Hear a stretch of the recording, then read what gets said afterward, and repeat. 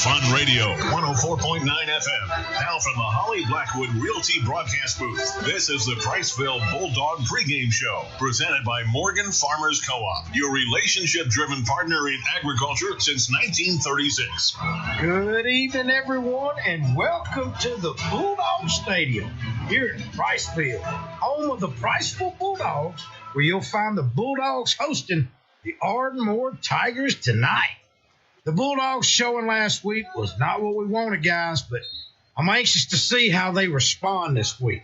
You're listening to the Bulldog pregame show presented by Morgan Farmers Co-op, cultivating meaningful life on and off the farm. We're in the Holly Blackwood Realty broadcast booth, and I'm Bo Goss, alongside my buddy Bubba Thrash and David Sharp.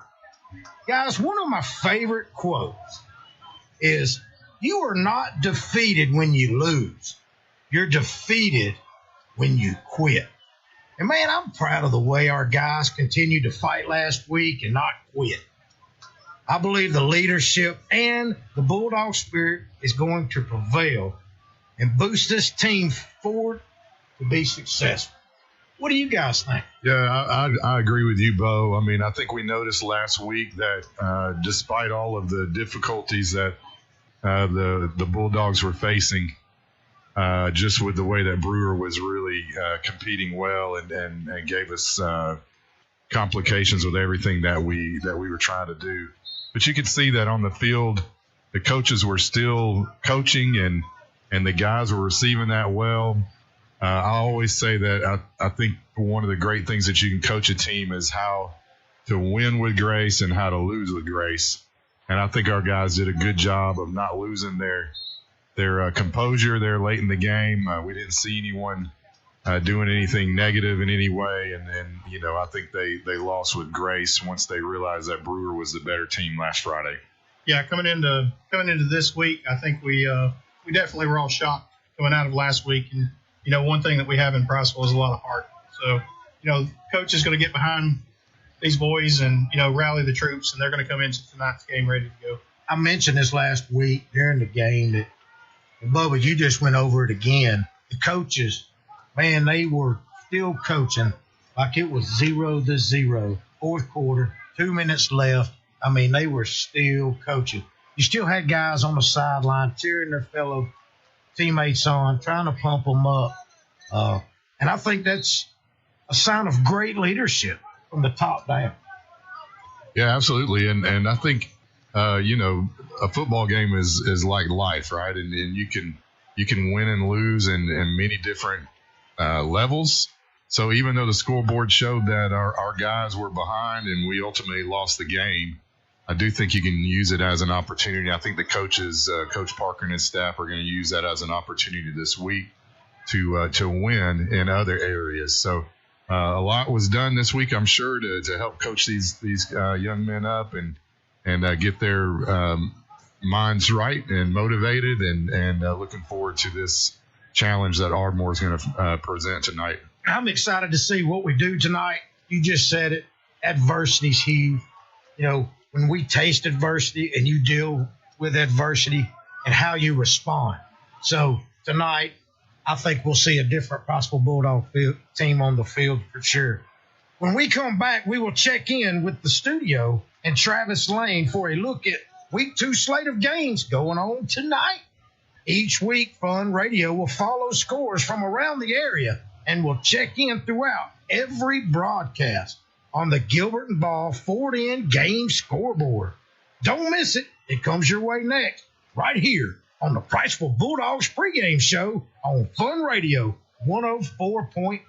Morgan Farmers Co-op takes pride in stocking our showroom with high-quality, effective products designed to treat everyday issues at your home, business, or farm. Our knowledgeable staff is here to serve you. Whether servicing large acreage for our farmers or the home gardener, we have someone on staff to assist. Morgan Farmers is proud to support many local activities. We're committed to working hard, doing our best today, building an even better tomorrow. Morgan Farmers Co-op, where community meets quality.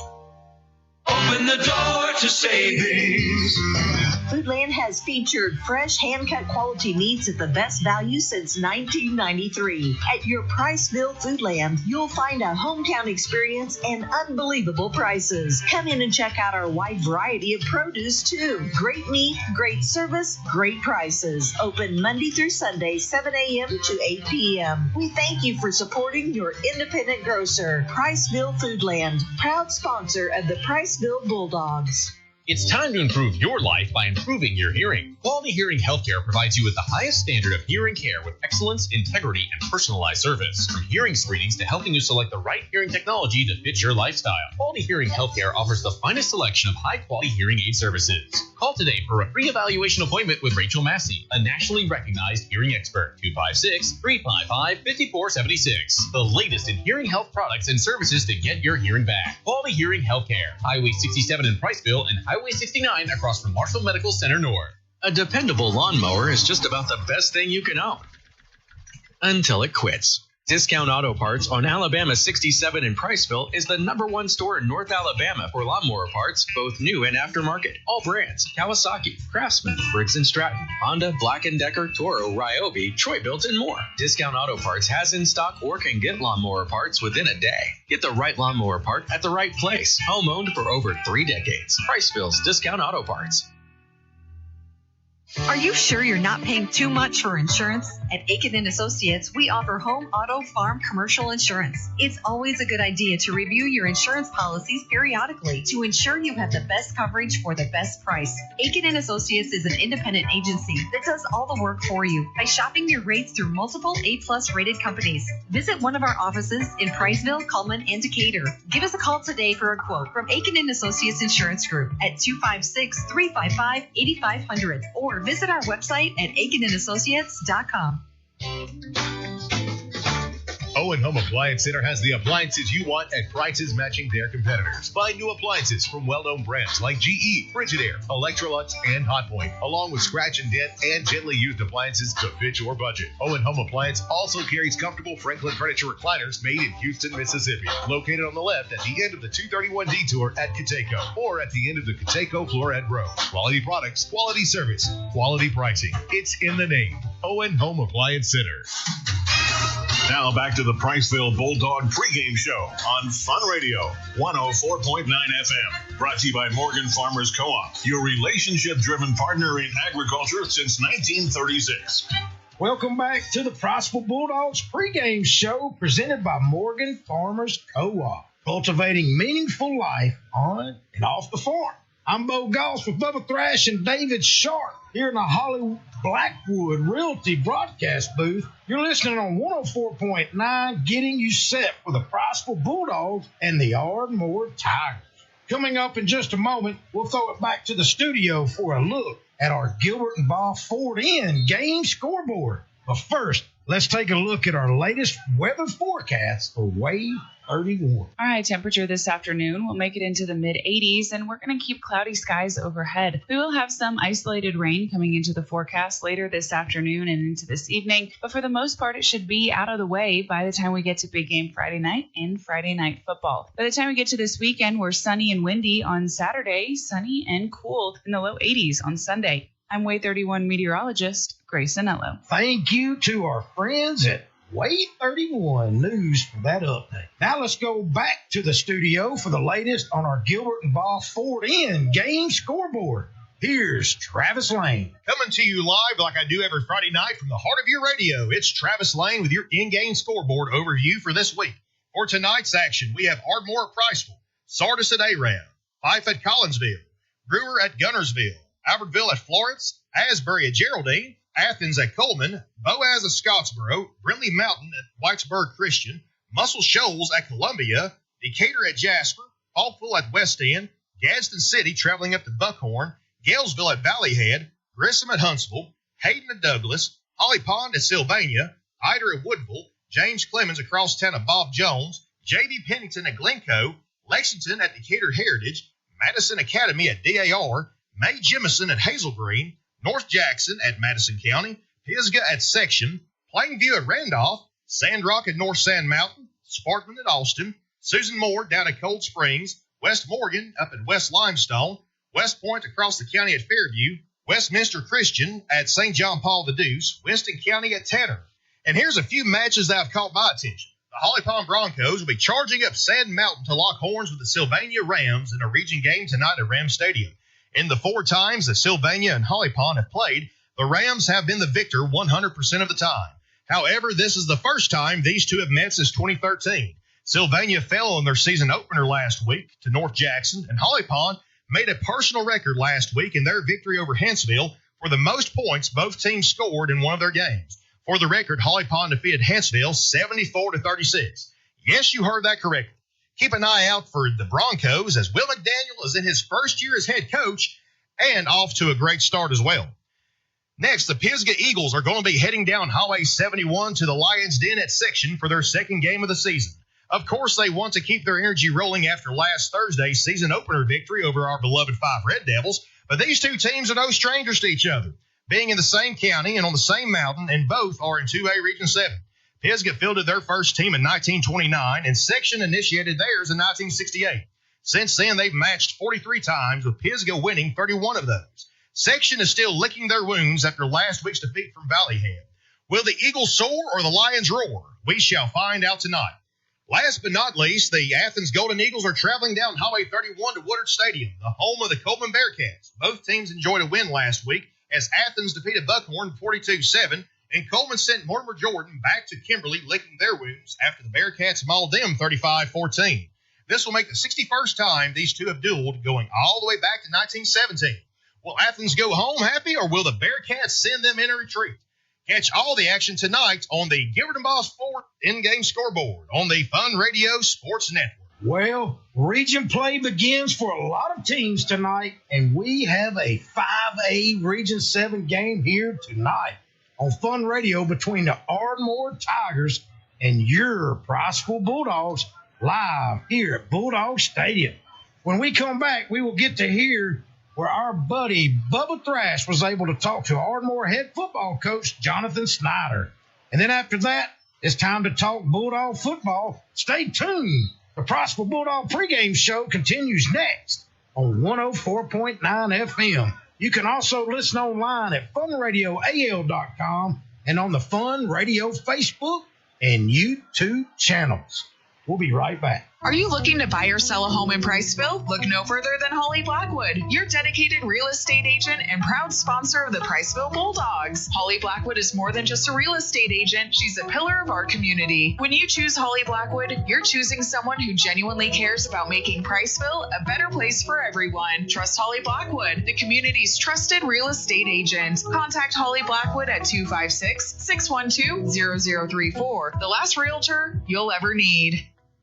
Need a roof installed or replaced? Call Sharp Roofing and Construction in Priceville. Our team of professionals are fully insured, safety tested, and offer free estimates. We make the process as smooth as possible so you can relax while we do the work. Call us today at 256-580-6075. Look us up on Facebook or visit our website at sharproofingandconstruction.com. Sharp Roofing and Construction proudly supports Priceville Bulldog Athletics.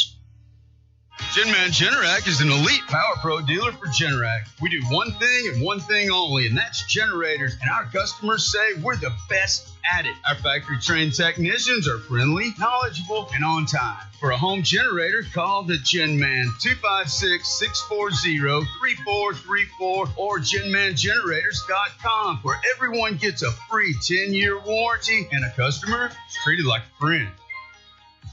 Citizen Family Dentistry is more than just a dentist's office. They are your partner in creating healthy, beautiful smiles. From pediatric care for little ones to advanced cosmetic dentistry for adults, Citizen Family Dentistry has your family's smile in mind. And with Invisalign, the latest technology for straightening teeth, you can achieve the smile of your dreams, discreetly and comfortably. Located in Mallard Village, Priceville, and on Highway 31 in Hartselle, welcoming new patients of all ages. Citizen Family Dentistry. Your family's smile is our priority.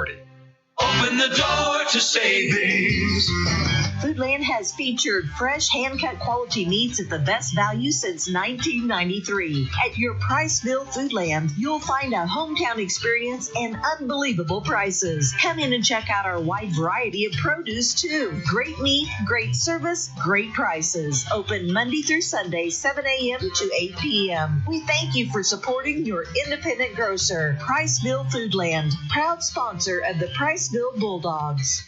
There's plenty of choices when it comes to beverages, and there's plenty of stores that sell beverages, but only one has all the beverages you could want. Tucker's Beverages, 2201 Highway 67 South in Somerville and Bethel Road in Priceville. It's your first for thirst stop on Highway 67. Open daily from 9 to 9, Monday through Saturday. Call ahead at 256-822-2000. Tucker's Beverages, Somerville and Priceville, with a cold beverage to quench your thirst.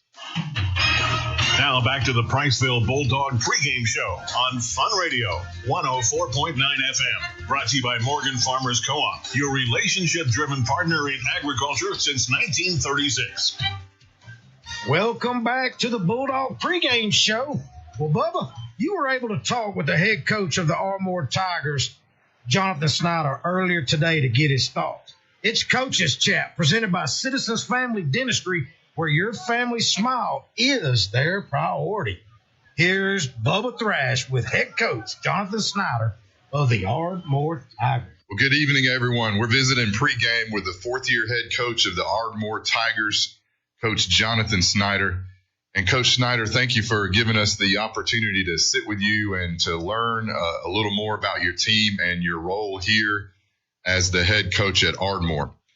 And I want to start by asking, during summer workouts, you learn a lot about your team.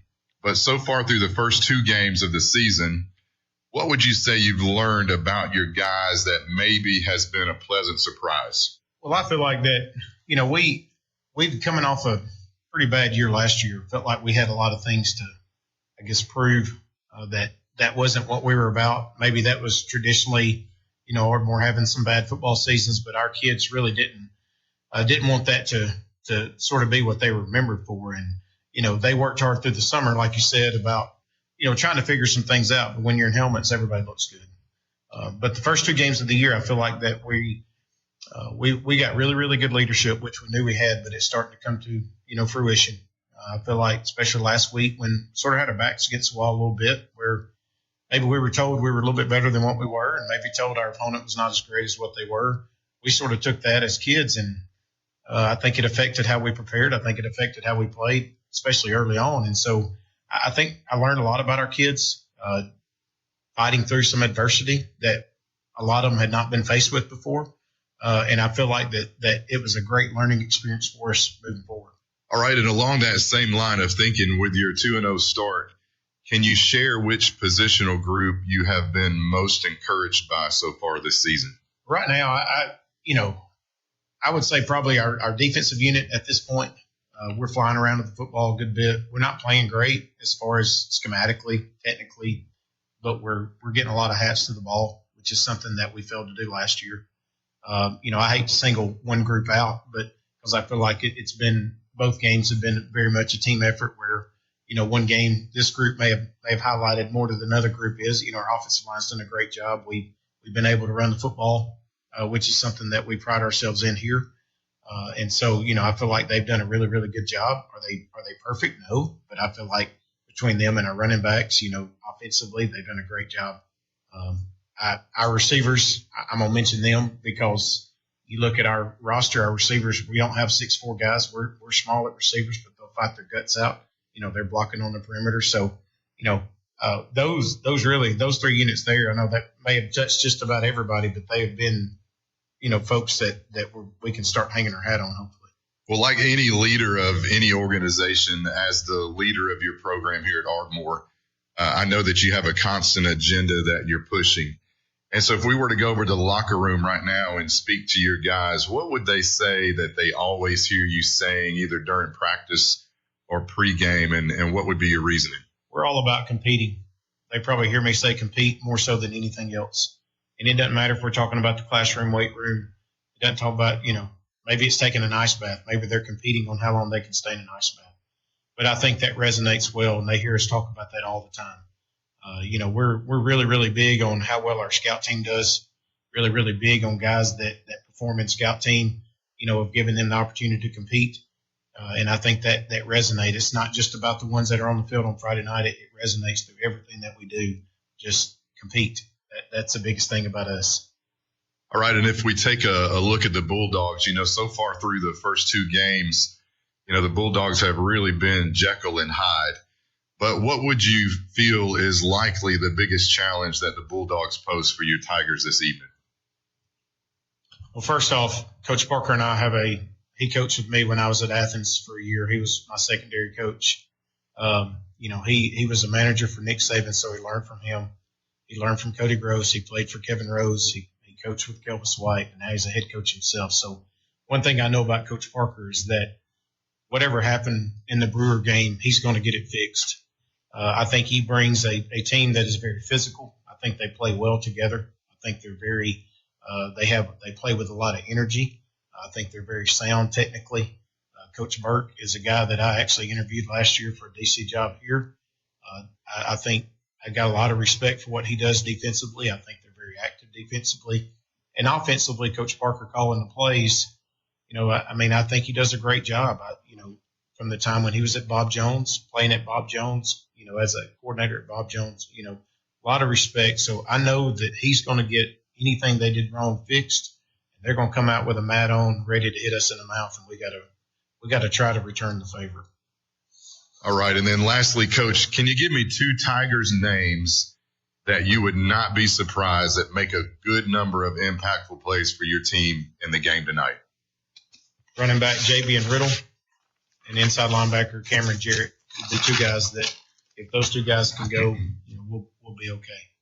All right, Coach Snyder. Well, thank you, sir. It was a pleasure meeting you and hearing and sharing these nuggets about yourself and your team. We thank you for taking the time to hang out with us during the pregame. Best of luck to you and the Tigers this evening and through the season. Fellas, it's region play tonight. We face off the Ardmore Tigers. What do you think about the Ardmore Tigers, fellas? Well, I think it's a good matchup for us. This is a team that when you look at them on film, they're going to give you a heavy dose of run. I got to watch the game last week against Clements, and they've got two running backs in the backfield, and they take a bulk of the load. So, one of the things that we've got to do is stop them. Yeah, one of the things that I'm looking at is the records. Obviously, you got to pay attention to the records when you're coming into this first region game. Priceville's 1-1. We've kind of played a little Jekyll and Hyde to some degree because we had a great game against Columbia, but we don't know how good that win was. And then last week we did have some difficulties stopping what looks to be a really good Brewer 5A team. On the other side, you've got Ardmore, who's 2-0, but they beat up a 2A Tanner team who did make a run last year in the playoffs, but a 5A, legitimate 5A team going against a 2A team. How good is that win? And then they also played last week a 3A Clements team. So that Clements team really just hasn't been much of a factor in the 3A arena. And so really 2-0, but how saucy is that record versus our 1-1? We kind of have the same kind of questions on our side as well. So lots to be decided, I think, in this matchup. Yeah, I think one thing we need to also think about is the runner. You guys have mentioned it previous that Javian Riddle had 160 yards and 2 touchdowns. But also, we just heard on the coach's interview, then you talked to him, Bubba, there's a history between Jonathan Snyder and Coach Parker. Do you think that will have anything to do with tonight's outcome? I don't know if directly it will or not. I know Coach Snyder really talked well and talked highly of Coach Parker, even others on the Priceville staff as well. So in his mind, he shared that he really felt like the difficulties that Priceville had against Brewer, that Coach Parker would fix all of that, and that he felt as if it was just an anomaly to some degree. So he really felt Priceville would be ready to play, and that Coach Parker would have everybody ready to go. Well, looking at the matchup for us, I think it's important that we figure out how to stop the run. They're not a team that I think will beat us in the air. If we can stop the run on the field with Hawthorne and Riddle, I think that's going to be important for us to get the victory tonight. Yeah, and one other thing too is you look at their starting lineup, you'll see that they're really young on offense, but they're actually older on defense. So will that come into play at some degree? We've also noticed that they don't have any players that play both ways. So we've discussed that here in this room that could be a factor that plays against Priceville to some degree.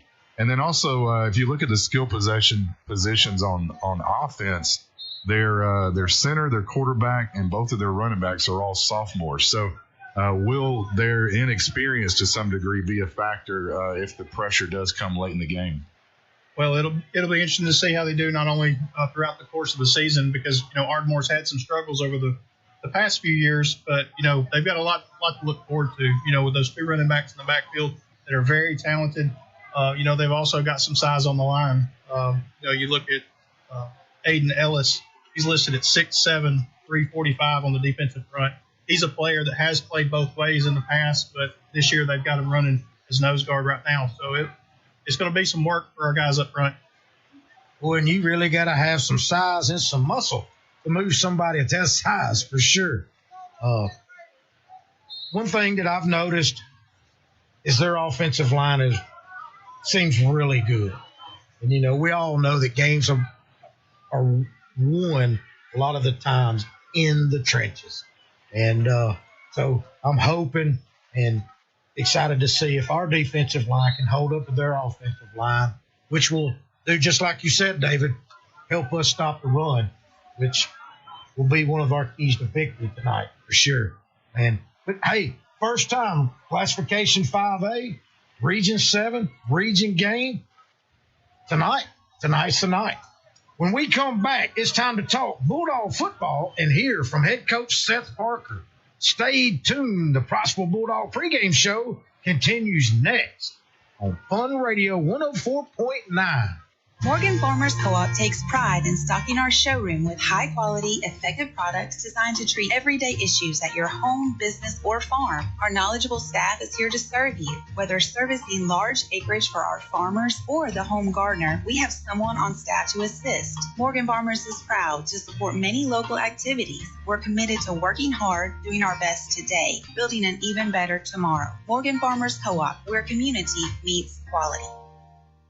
WCU Credit Union has always provided their members with the best service, the best loan rates, and the best overall experience. And while our members know that WCU Credit Union is the best, now the whole state of Alabama knows. WCU Credit Union was recently named the best credit union in Alabama by the League of Southeastern Credit Unions for 2023. Big may seem better, but it's not best. Come and see what makes WC Credit Union the best credit union in Alabama. WCU with locations in Decatur and Moulton and our ITM in Hartselle. WCU is your community credit union, federally insured by the NCUA. Football season is here, and there's no better way to enjoy the game than with Flash Fiber Internet from Joe Wheeler EMC. With speeds up to 2 gigs, Flash Fiber gives you the power to stream every touchdown, every play, and every victory without a hitch. So visit jwflash.com and experience the winning difference of Flash Fiber. It's time to get away from that old-fashioned internet provider and take a giant step into the future with Flash Fiber from Joe Wheeler EMC. Flash Fiber, your high-speed internet connection for Morgan and Lawrence counties. Visit jwflash.com to learn more. Encore Rehabilitation is not just at the heart of athletics. Encore is at the heart of our communities, working hard to keep your family strong and healthy. Encore provides high-quality physical therapy and individualized treatments for you and your loved ones. Encore Rehabilitation is always accepting new patients and is located conveniently on South Bethel Road in Priceville. If physical therapy is in your future, choose Encore. In a small town, you get unique benefits, such as the personalized attention at DOC Orthopedics. Our physicians live right here in the community. It not only makes them your neighbors, but also a part part of your extended family. That's the level of care you receive. Even without an appointment, you'll always see a board-certified physician. Experience world-class orthopedic care from doctors who genuinely care about our community. DOC Orthopedics and Sports Medicine has proudly served our local community and sports programs for over 50 years. Attention all football fans, are you ready for Friday Night Lights? Let's get in the game with Realtor Bo Goss, your MVP in real estate. Whether you're looking to score a new home or sell like a champion, I'll deliver winning results every time. Don't sit on the sidelines. Call Bo Goss, 256-274-3461. It's a great day to call Bo. Now back to the Priceville Bulldog pregame show on Fun Radio 104.9 FM. Brought to you by Morgan Farmers Co-op, your relationship-driven partner in agriculture since 1936. We are back in the Holly Blackwood Realty broadcast booth here in Priceville, Alabama at Bulldog Stadium. You're listening to 104.9. Can we overcome the hurdle that we went over last week? It's about to happen, just moments away. You know, one of the things that we've got to do tonight that we did not do last week is we've got to get our running backs into space. You look at our yardage totals, our leading rusher rushed for 50 yards, and none of those came on big carries. You also go back to the Columbia game. I think we had one live ball penalty that entire game. If you go back to the Brewer game, you know, we shot ourselves in the foot on some big penalties that cost us not only points on the board, but also some possessions that cost us momentum on some drives. So, you know, I think if we can clean up the penalties and then get those boys off the corner, you know, get them turn the corner, get them going north and south, you know, Ardmore's going to have to work for it. Yeah, you know, in the boxing world, they say that styles make fights. And I think last week, the two different styles of Brewer and Priceville, I really think that their style kind of just caught us off guard to some degree. And our guys, I feel like they were a little bit shell-shocked to see the competition in Brewer, that they were ready to go. And it took a few series to realize that they were in a football game. And by that time, I believe it was almost too late. The confidence that Brewer had was on a high level. It was elite, and Priceville just never did match their intensity the rest of the game. But I do believe that the styles of the two teams tonight with Ardmore and Priceville, I'm looking at the sizes of the players, just the maybe the inexperience of some of their players in certain positions, their skill positions maybe, that I think this style of Ardmore might be something that Priceville can match up a little bit more, a little bit better with. I do agree that it's going to come down to the line of scrimmage tonight, which, you know, we could say that for every game. But I think the style of Ardmore, it matches a little bit better for Priceville and our guys. And I can see that we're going to have a really close game tonight in this first 5A region that we're going into. You mentioned the size of the players. Last week we talked on our broadcast about, you know, feeling the pressure, and you could really see that on the field about how not only Sheldon Graham, you could tell that he felt the pressure on the field from his blind side. He never really got his feet settled underneath him to where he could try to get that ball downfield to an open receiver in space. Same thing with the receivers. You know, they're looking for the ball, but at the same time, they've got cornerbacks just all over them, and they never felt settled trying to catch the ball. So, you know, those are some things that, you know, we got one under our belt. Let's shake that game off. Let's move on to tonight, and let's come in ready to play aggressive. Yeah, and I think it'll be interesting, too, to see what the coaches worked on this week. You know, we saw a lot last week where 10, 15 yards down in the middle, that little zone area, that space was left open a lot. And the Brewer coaches, they went to it, it seemed like all night long. You know, we have a great defensive coordinator. Of course, Coach Parker and his entire staff are really good coaches. So I'm anxious to see what they've done this week to fix that. What have they done different? Yeah, I agree with you, and it was definitely a problem area that was right there in just behind the linebacker area, really about 15 to 20 yards down the field. another thing that we have to look at is we've lost a few guys. You know, the injury bug has kind of bit us here early on in the season. And so, but we do have some older, experienced guys that might be filling in. So I'm looking to see how our seniors, our juniors, these guys that are older, more experienced with the program, how they lead this week. And a few of them are going to be called upon to now step into roles that some of the younger guys had kind of beat them out for positions so far this year. So it'll be interesting to see. They'll get their opportunity, and you know, they want to make the most of it. So this is a great opportunity to do that. Yeah, not to mention that tonight's these seniors' first home game. You know, here we are. The lights are on at your stadium, your first 5A region game. I'm sure the seniors are fired up for tonight. So you're right, David. I think we'll see a different senior class for sure. Yeah, and one other thing, too, that Priceville needs to realize is that, you know, we've been a good football program for 4 or 5 years now. So we're going to get everybody's best shot. You know, we're not the Priceville of years past where we were a pushover. Teams are going to show up ready to play, and you know, we have a target on our back now. So it's a different mentality that you have to have as you're becoming a program that's taken a little bit more seriously, and that has shown that we can win. So I think that's something our guys need to realize as well when they show up. They've got to be ready to go from the jump. You know, I have a thought. You know, you never want to lose, right, guys? You never want to lose. But is it okay if you're going to lose? Let's lose it toward the beginning of the year. Get a taste of it. Now you know what you got to work on the most versus what you may have been working on something totally different. You know what I mean? What are your thoughts on it's okay? We're going to be fine. Well, nobody wants to lose. I mean, anybody that's super competitive is going to tell you that losing's not cool, but you know, if you're going to lose, I mean, losing a non-region game early in the season is fine because, yes, I think it sends a wake-up call to everybody out there, players, coaches, fans, that, hey, we're not invincible. You know, coming out of a 68-6 win with Columbia, you know, we all thought, hey, we're strong, we're invincible. We're not. So, yes, it's a wake-up call. I think it was good. It's a healthy loss for us. You know, we're going to come back bigger, better, stronger, and more hungry to avenge that loss. Well, Bubba and I had the pleasure to talk to head coach Parker earlier.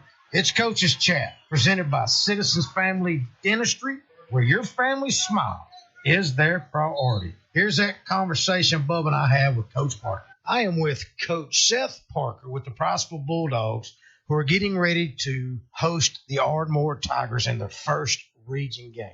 It was a tough week last week. How has the team responded this week as you prepared for your first region game tonight versus the Ardmore Tigers? Yes, sir. I think we've had a good week of practice. I think we've got a little bit of a chip on our shoulder after last week. And you're right, it was a tough week. You know, we truthfully, I don't think we practiced well last week, and we certainly didn't play well. And a lot of that has to do with Brewer. I think they played well and did some things that hurt us. But at the same time, you know, we did not play well. So the best thing about football, though, and we said this in wins, we said this in losses, is, you know, what's last week mean for this week? And the answer is absolutely nothing. And I think I've said this on this show the last few weeks, but that's the truth. So we got to wipe it clean, bounce back, and it's a new season this week. As the head coach, what do you want to see different tonight when you and your guys take the field? Man, I just want to see us play hard. You know, I'm not going to shy away from it. I don't think our guys played hard last week. And, you know, I'll be honest with you. I've got no shame in saying this. I was embarrassed, not because of the outcome, but how we played in front of our fans. I mean, we had a huge crowd at a rivalry game. The game meant a lot to a lot of people. And you know, frankly, we just didn't show up. And, you know, I told our kids that, and they know that. I mean, I think they were embarrassed in a lot of ways. Again, not the outcome, but more so the performance itself and kind of what we put on film. And so, you know, we talk about all the time is having pride in our community and pride in our school and representing Priceville the right way. And we didn't do that last week. And so, you know, I think our guys are chomping at the bit to get another chance to go out there and prove what Priceville football is about. Tonight is a historical game for our school and community, being that it's our first 5A region game. And, Coach, can you share how this game speaks of our town as a whole without football in mind? Yeah, I think it's exciting. Just kind of how we've grown here. And I say we, I definitely am a part of it, man. I love Priceville, but I've gotten here as it's bigger, and as it's already grown. And I kind of go back to, I grew up in Madison. There's not a lot of people that are just from Madison. I guess there's more nowadays, but I'm born and raised in Madison, lived there my whole life. And so I went from, of course, we were always a big school even when I was growing up, but my parents moved there in the 80s. And they talk about how Priceville reminds them so much of what Madison was a few years ago. And I say a few, about 25 or 30 years ago. And so I think it just says a lot about, what Priceville has to offer as a community because of the growth and how quickly it's boomed. I mean, it's just a wonderful place to live. It's beautiful here. And the people, I mean, shoot, you guys are community guys and y'all are, great, great dudes. And I feel like that's the case with nearly everybody that I've met here in Priceville. It's just very supportive. And, I think it kind of reared its head a little bit this past week. As supportive as everybody is, people are also just as crushed and devastated with the loss. And so, I'm kind of having to take that on the chin a little bit and shake people's hands that are probably disappointed in us. But, I think that Priceville is just such an awesome place and it's only going to continue to grow. And so, like you said, it's a historical night for us, really exciting. And our first region game, we certainly hope that we can get a win in that first one. And I know our stands are going to be absolutely packed and ready to go, just like they were last week. And just one of the many reasons I love being here in Priceville. Coach, tonight you'll look across the field and you'll see a friend. You and Coach Snyder have coached together in the past. Aside of it being the first regional game of the year, do games like this sometimes just mean more personally? Yes and no. I mean, I almost would answer the other way. Like, it's tough. I hate playing these games almost. Now, I love the challenge. I love it. I mean, it's always fun. If you come out on the winning side of it, you're certainly proud that you were able to, just competitive nature is beat a friend. But it also, stinks on the other side too. I want Coach Snyder and Ardmore to win every single week outside of this week, and I love Coach Snyder and I'm very thankful for him. My first year out of college, I worked under him. We were both under Coach Cody Gross, who was just, I could be on here for 3 hours talking about how good of a person he is, but Coach Snyder's the same way. And, there's so much about what I want our program to be that comes from my year at Athens there with Coach Gross and with Coach Snyder. And I can just watch on film, see the way Ardmore plays. I mean, there's so much about what Ardmore does that has been cut from the same cloth to what the Athens Golden Eagles do. And I don't even mean schematics. I'm just, just the way they play, how hard they play, the way they line up. And, I couldn't say enough good things about Coach Snyder. He really is a good friend and a mentor to me. And, again, I've only worked on the defense side of the ball for 1 year, and it was under him. So we got our work cut out for us, there's no doubt. But at the end of the game, I know we're going to win or lose. Whoever wins is going to give the other one a big bear hug across the field. And I'm going to be proud of them regardless. So I'll be honest with you. I'm also just sometimes thankful to be, a peer of Coach Snyder's because I see him as I look up to him, and so it's kind of surreal to be coaching on the other side as the head coach. And so I'm excited about it and looking forward to the challenge. Well, Coach, just like the old saying, if you know yourself and you know the enemy, you win. I hope that proves true for you and the guys tonight. That is true, but it's also true for Coach Snyder too. So he knows a little bit about what I like to do. And again, like I said, I coach defense with him over there, but I know he knows kind of what my offensive ideas and things like that. So you are absolutely right. But that's true for both sides tonight. So hopefully we come out on the right end of it. Thank you so much, Coach, and go Bulldogs. Thank you. Go Bulldogs. Well, fellas, as we get closer and closer to kickoff tonight, that'll do it for the pregame show tonight, as we are just moments away from the kickoff. Coming up on the other side, we'll send you to our opening prayer, brought to you by Shoal Creek Baptist Church.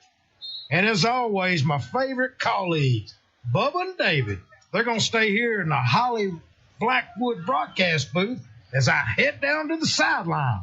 Stay with us on Bulldog Radio 104.9, Fun Radio, Media Sports Network.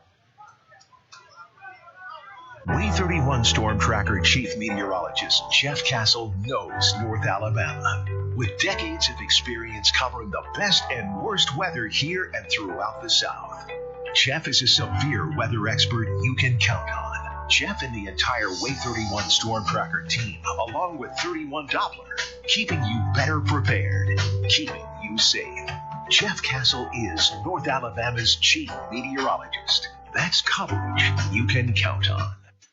When it comes to your roof, don't settle for any less than the best. With 25 years of combined experience, One Source Roofing is your trusted partner for all your roofing needs. Licensed, bonded, and insured, One Source Roofing is recommended by manufacturers as your go-to contractor. Quality you can count on, service you can trust. Call One Source Roofing today at 256-200-4105 and get the best for your home. One Source Roofing, because your home deserves the best.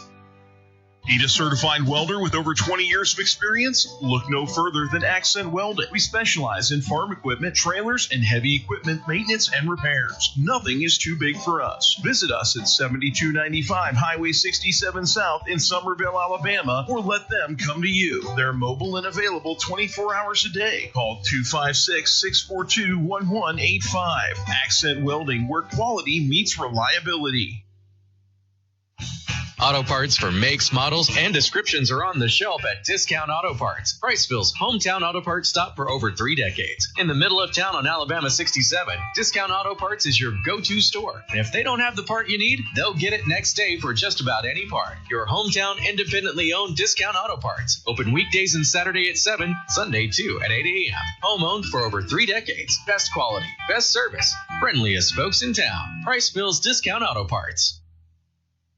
The Pillbox Pharmacy Priceville is your trusted community pharmacy committed to outstanding customer service and affordable prices because your health should never be compromised. The Pillbox is a full-service independent pharmacy with a wide variety of services, including conventional prescription filling, medical equipment, immunizations, the convenience of free delivery on prescriptions, and a drive-through window on site.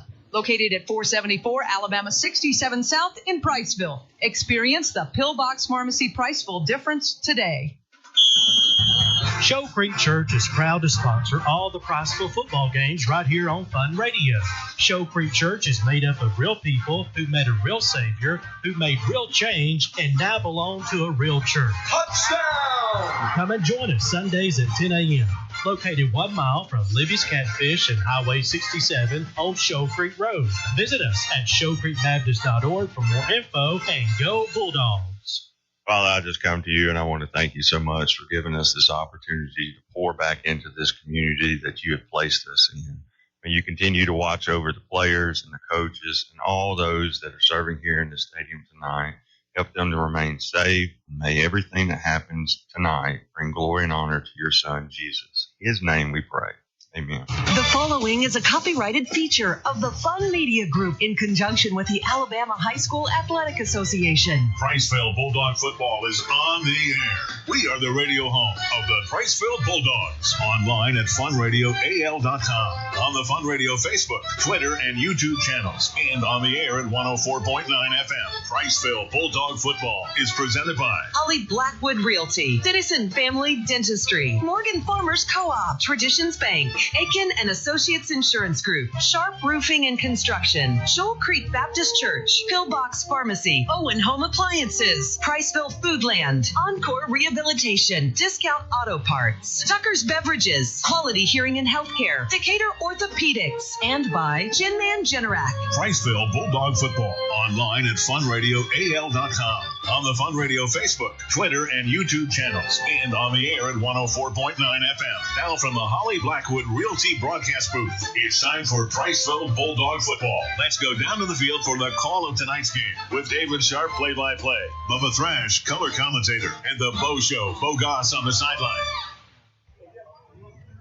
Good evening, everyone. Welcome to Bulldog Stadium on the campus of Priceville Elementary School for tonight's matchup between the Ardmore Tigers and the Priceville Bulldogs. We're inside the Holly Blackwood Realty broadcast booth. I'm alongside Bubba Thrash.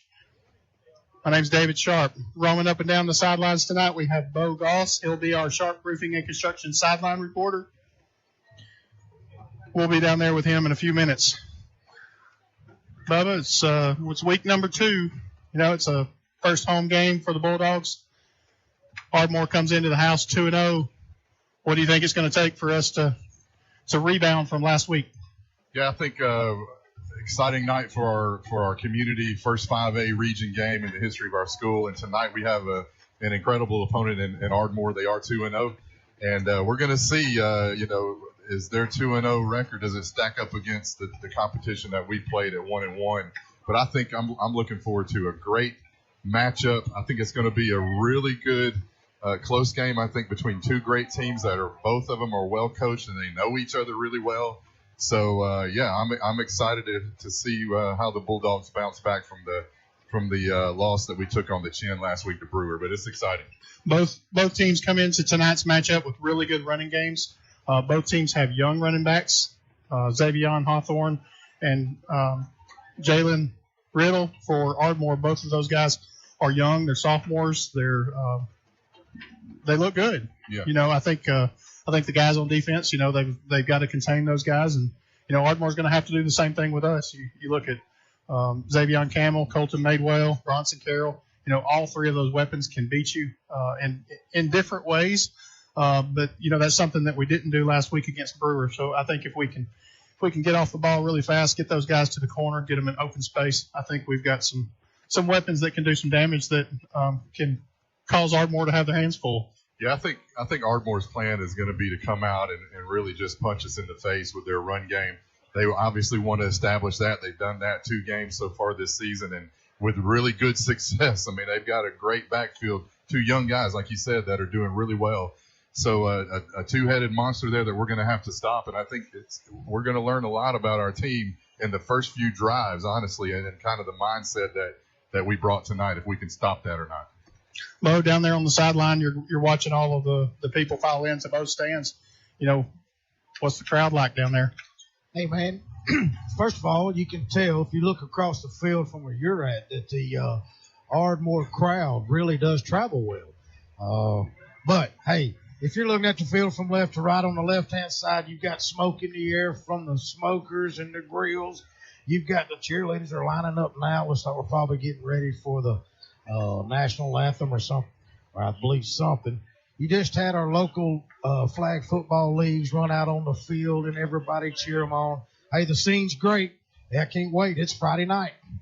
We had the PCRA flag football and tackle football rec league teams got to run out of the tunnel just a few minutes ago. So it's, we were sitting here talking about how great it is to see all of those kids, and the number of kids that we had here today are just a portion of the ones that are within our youth program. But, that program, it's only about 7 or 8. The flag football program is only about 7 or 8 years old now. And, we have over 150 kids that are playing. And if you ever drive by North Park on a Monday, Tuesday, Thursday, that place is packed between soccer and football and tackle football. And it's wonderful to see that we have that kind of growth and that kind of support within our programs.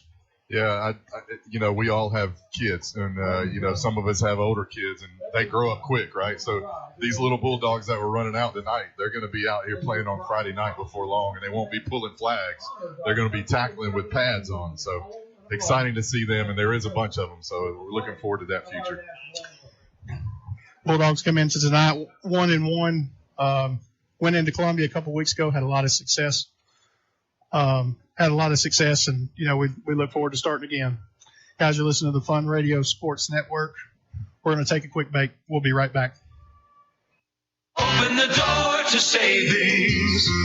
Foodland has featured fresh, hand-cut quality meats at the best value since 1993. At your Priceville Foodland, you'll find a hometown experience and unbelievable prices. Come in and check out our wide variety of produce, too. Great meat, great service, great prices. Open Monday through Sunday, 7 a.m. to 8 p.m. We thank you for supporting your independent grocer. Priceville Foodland, proud sponsor of the Priceville Bulldogs.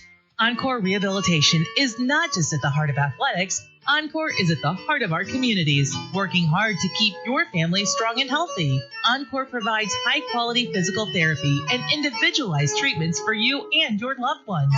Encore Rehabilitation is always accepting new patients and is located conveniently on South Bethel Road in Priceville. If physical therapy is in your future, choose Encore. Now more Bulldog play-by-play on Fun Radio, Fun 104.9. Back to Bulldog Stadium on the campus of Priceville. We're inside the Holly Blackwood Realty broadcast booth. Band just finished up the national anthem. It's a It's Friday night, Bubba. I know. I'm excited, man. I was actually thinking, Ardmore is they got the same colors. They would consider themselves black and gold. That's right. But we're black and gold. Like which gold is the correct gold? Well, are we yellow or are we gold? No, we're gold. Priceville's always been black and gold. But if you go back through the history of Priceville, it was probably more of a goldish color, where our yellow in today's Priceville colors has kind of gotten more to the bright color. Yeah. But that's just a change in the time. But if you go back into the history of Priceville, especially back before Priceville became a high school, it was probably more of the gold that you see with Ardmore that's happening. So I know as we've gone through the week, David, we've interviewed the coaches and we've gotten to know Coach Snyder with Ardmore, and it's been really neat to hear the background of the story between Coach Parker and Coach Snyder and how they've coached together, and Coach Parker looks up to him as a mentor, and now they're peers on the opposite sides of the field. So there's a lot more than just the guys playing on the field. The coaches they have a history too, and they're battling each other. So it's going to be interesting to see how they counteract the plans, their tendencies. If you got to listen to the pregame, you got to hear Coach Parker talk about how it's a game. You've got the competitiveness, but at the same time you don't really want to go against your buddy, but at the same time, you have a job to do. Yeah. And, I think the game plan for Priceville is going to be I think we're going to be ready. Coach said that we had a really good week of practice this week, and so we're excited. Teams are starting to come out of the locker room. Captains are starting to come out onto the field. Cheerleaders are out on the field getting a runway for both teams. Bubba, do you have the captains for Ardmore? Yeah, absolutely. We're looking at number 4. It looks like he's injured, but he's going to be a captain tonight. 32, 11, and 27. Let me get those. Cooper Dorning, number 4. Number 11, Braden Atkins. 27. 27 is going to be wide receiver Noah Stafford. And 32. 32 is going to be Savante Clark. Captains for your Bulldogs, number 2, Hudson Eubanks. 50, Ethan Johnson. Brody Collins. And number 6, Tide Borden. We're going to send it down to our sideline reporter, Bo Goss, for the coin toss. I think y'all will be in their huddle in just a few minutes. The captains are shaking hands.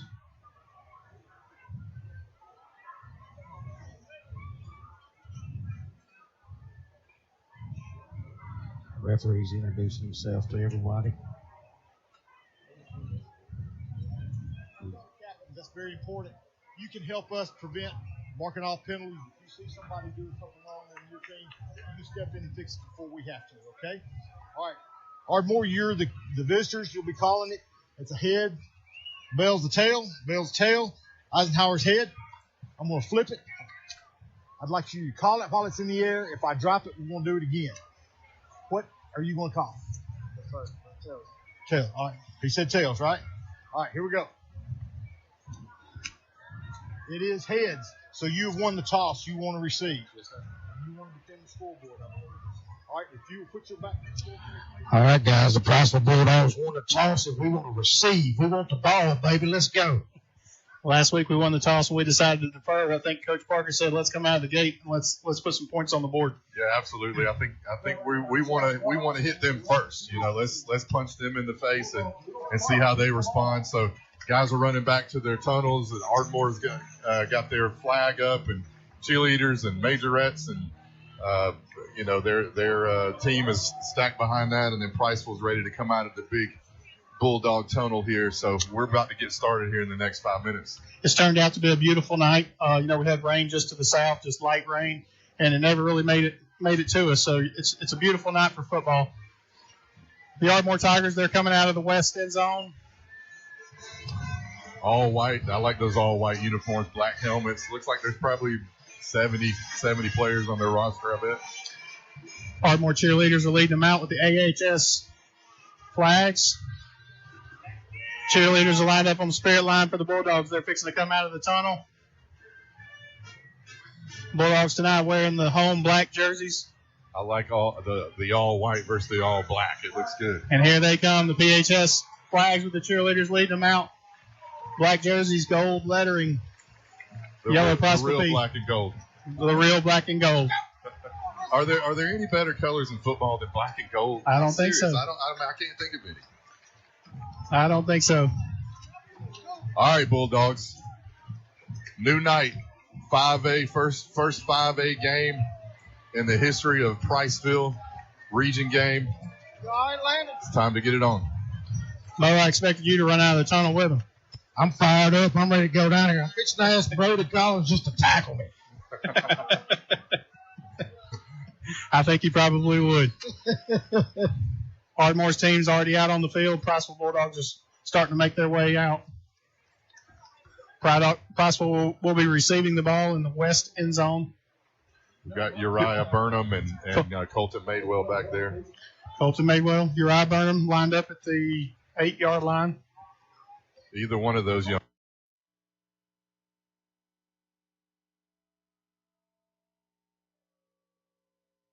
He's got a great leg. 99. I'm going to get his name. Gabe Alejandro. Ardmore Tigers kicking off. It's going to be a pitch kick to the near side. Come on. It's going to be caught by Bronson Carroll. He's wrapped up immediately. Ball's going to be down at the 32. That's going to be a first down for the Bulldogs. Okay, so this first drive, David, I really think it's going to say a lot about just our mentality and the practice that we had this week. Coach Parker talked about how they had a good week of practice. Guys were focused and challenged each other. So I'm really excited to see what we're going to do here on this first drive. Priceville lining up. We got trips right. Single receiver left. Ball spotted in Lanier hash mark. Priceville driving to the left as you listen. The snap. Sheldon Graham with a quick slam. He throws an interception. He's at the 30. He's going to be tackled across the 20 down to the 16-yard line. A turnover right off the bat for the Bulldogs. Man, it was almost as if they were in our huddle. Two guys trying to pin it in there to draw ball 22, and we've got a flag on the play. That's probably going to be after the interception, so I imagine this turnover is going to stand. Referees are trying to sort out what's going on. Game's just underway. Not the way that we wanted to start this game. I don't need to say that. That's pretty obvious. But that was a quick slant pass, and Sheldon pretty much threw it straight to the receiver. The guy didn't even have to move, and it hit him in the chest. It's next play, right, guys? Next play. Let's go. It's going to be a first down for the Tigers. They're marching it off. They're bringing it back to the 32-yard line. Must have been a personal foul. Must have been. That's a 15-yard penalty.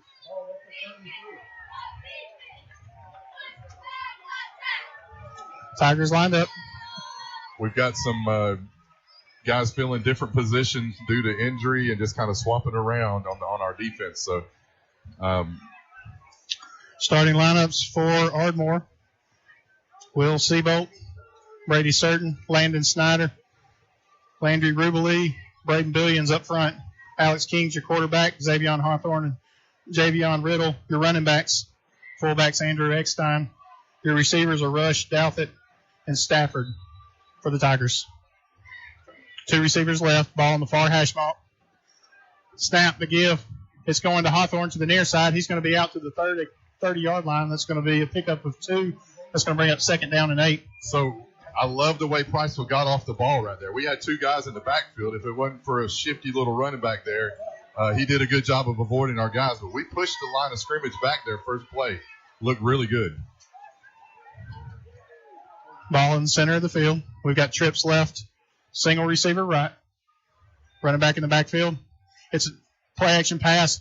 He throws it over to the far sideline, but he throws it behind the receiver. I think he makes the catch, but it's going to be for a loss of 1. Third down here.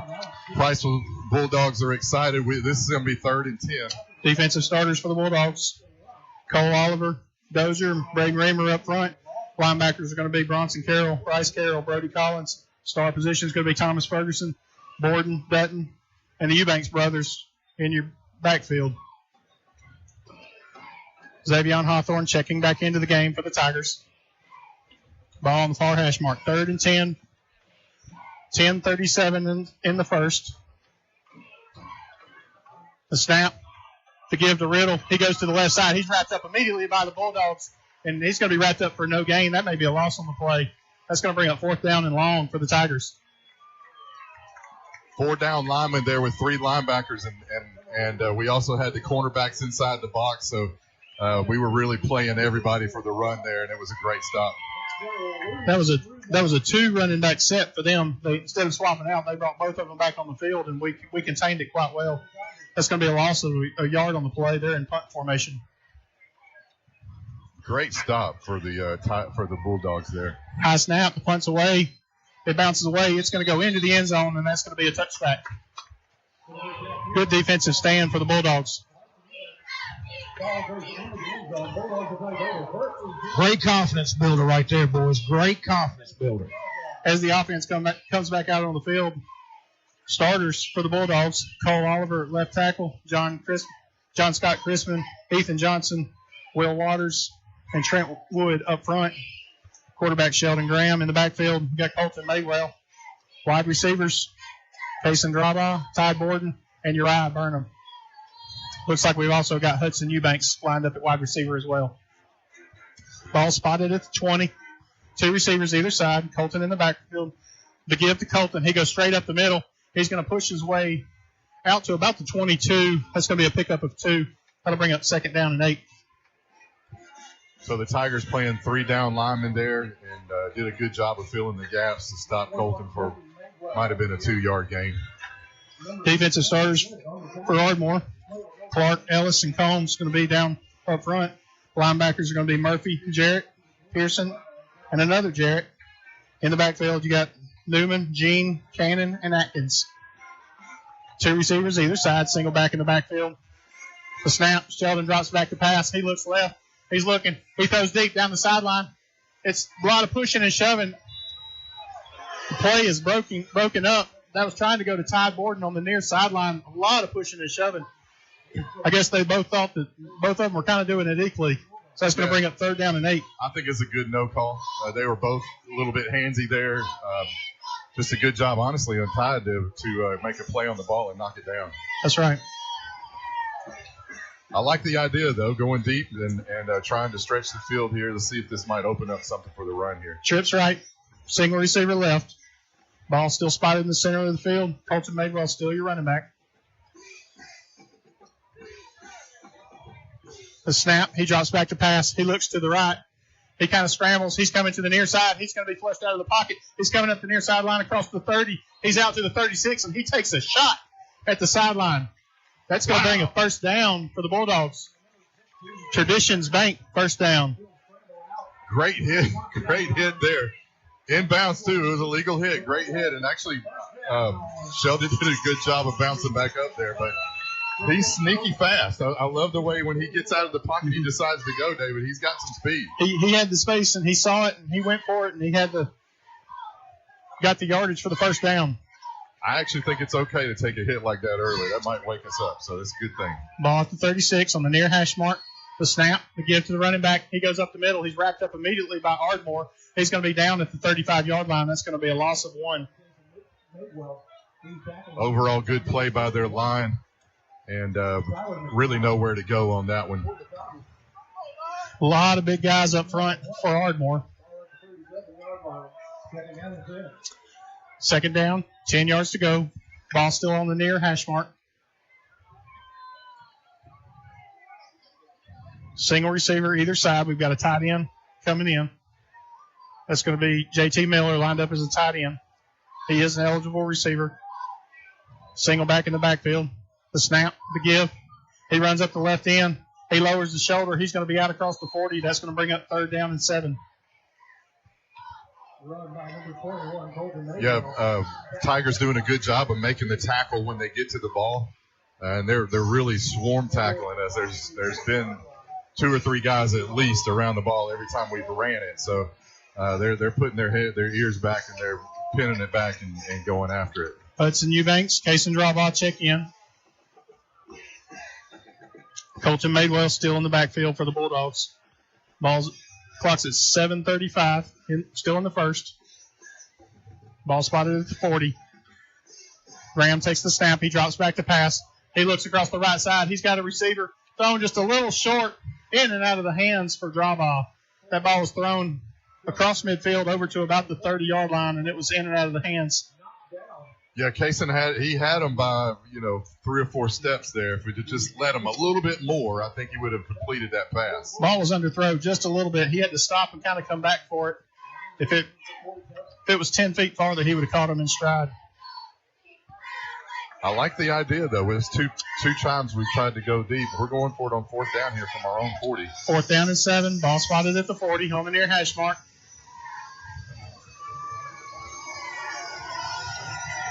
Looks like it's going to be a little pooch punt. Oh, good punt. Nobody back in the backfield. It's taking a bulldog roll. It's across the 30, down across the 20.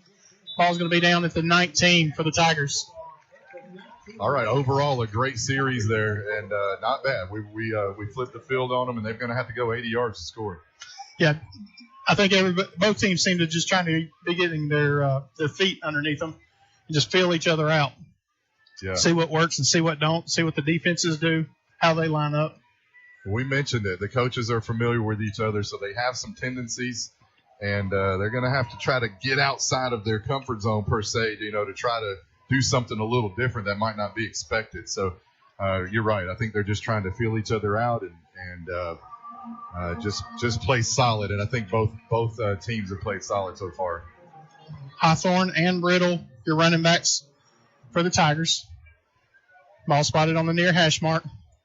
The snap to give to Riddle. He goes up to the left side. He breaks through a couple tackles. He's going to be out to the 24. That's going to be a pickup of 4 yards.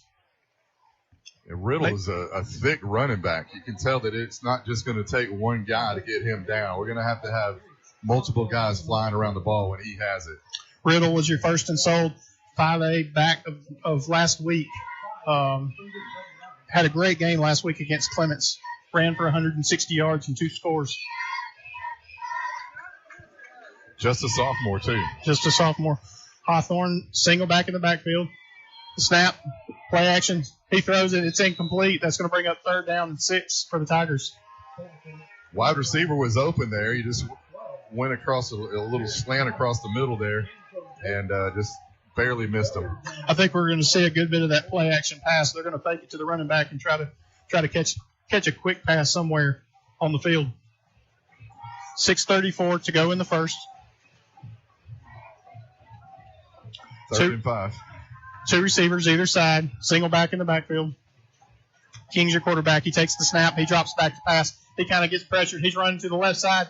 He tries to throw on the run. Oh, it's going to be an interception for the Bulldogs. That's going to be a turnover. Thomas Ferguson stepped right in front of a wide receiver. It's kind of funny, actually. The quarterback had a 1st down. He did. Just kept running. He was nearly there. He decided to throw it. He had a lot of space in front of him, and he decides to throw it anyway. And he throws it, and that was a great play by Thomas. Bad decision there, but great play by Thomas Ferguson, our senior. And, great play. They're taking a little break on the field. We're going to take a break with them. With 6:23 to go in the first, you're listening to Fun Media Sports Network. Auto parts for makes, models, and descriptions are on the shelf at Discount Auto Parts, Priceville's hometown auto parts stop for over 3 decades. In the middle of town on Alabama 67, Discount Auto Parts is your go-to store. And if they don't have the part you need, they'll get it next day for just about any part. Your hometown independently owned Discount Auto Parts. Open weekdays and Saturday at 7, Sunday too at 8 a.m. Home owned for over 3 decades. Best quality, best service, friendliest folks in town. Priceville's Discount Auto Parts. Are you looking to buy or sell a home in Priceville? Look no further than Holly Blackwood, your dedicated real estate agent and proud sponsor of the Priceville Bulldogs. Holly Blackwood is more than just a real estate agent. She's a pillar of our community. When you choose Holly Blackwood, you're choosing someone who genuinely cares about making Priceville a better place for everyone. Trust Holly Blackwood, the community's trusted real estate agent. Contact Holly Blackwood at 256-612-0034. The last realtor you'll ever need. Priceville Bulldog Football, 104.9 FM. Bulldogs have the ball, 1st down and 10. Just picked up a turnover with an interception by Thomas Ferguson. Bulldogs lining up. It's going to be the Wildcat. Bronson Carroll taking the ball. He's coming to the near sideline. That's going to be down about the 35-yard line. That's going to be a pickup of 5. Clock still ticking. Clock under 6 minutes. Bulldogs line back up for second down. Another Wildcat formation. Colton Madewell takes the snap. He's going to be out across the 30. He's just pushing his way across the 30. That's going to be another Traditions Bank first down. I love his patience right there. He just tucked in right behind Bronson Carroll, the other running back. Just picked his way right through there, followed him, and just found a hole. Good vision for Madewell. Absolutely. I'm liking this Wildcat right here. Coach Parker must have seen something to go right to this Wildcat with the Wildcat so early, I think. Bulldogs line back up on the near hash mark. Another Wildcat formation. We've got whistles on the play. Flag is probably going to be a false start against the Bulldogs. Yep, false start. That's going to move them back 5. Ball's coming back to about the 35-yard line. Man, I hate to see that we got that first down in 2 plays, and then we take 2 steps back. So we're going to have to stay away from these penalties tonight. Ball spotted at the 33. Going to have to play discipline. And false starts are they're going to kill us if we're trying to pound the ball down the field here. Bulldogs lined up on the near side. Single wing to the left. Single running back still in the Wildcat. Madewell takes the snap. He follows his blockers. He goes around the left end. Patiently finds his way. He turns it back upfield across the 30. That's going to be close to another first down. Back to the original line of scrimmage. Oh, sorry. Yeah. Sorry. Back to the near original line of scrimmage. Just across it. It's going to be second down and 8 for the Bulldogs. Yeah, we found something, David, with this Wildcat, and it's almost, you can almost see our guys are just putting a hat on a hat, and they're running right through the holes here that are created. We've got J.T. Miller and Brody Collins lined up in the single wing. Madewell lined up with Bronson Carroll with the lead blocker, and we've just got bulldozers right in front of us, just bulldozing the way. The snap, he's going to go up to the left side, follow his blockers again. He's going to be across the 25. He's going to be down to the 21-yard line. That's going to bring up third down and 3. Nothing fancy about what we're doing here, but I would think that we're going to be in 4-down territory here, especially with I think Landon might have an issue, so I believe we're going to be in 4-down territory. This is this kind of game plan is stop us if you can. Nothing fancy, just follow your blockers and make a hole. Absolutely. Visual spot looks like it's going to be at the 22-yard line, bringing up third down, a long 3. But I like the challenge that Coach Parker's presented here for the Bulldogs. It's we're going to hit you, and so much different mentality than last week. We were the ones that got hit last week. You can really get into the defensive guys' heads with this kind of play. Yes. Looks like we have a timeout on the field. Bulldogs are taking a timeout. We're going to take a quick break. 3:36 to go in the first. You're listening to Bulldog Radio on the Fun Media Sports Network.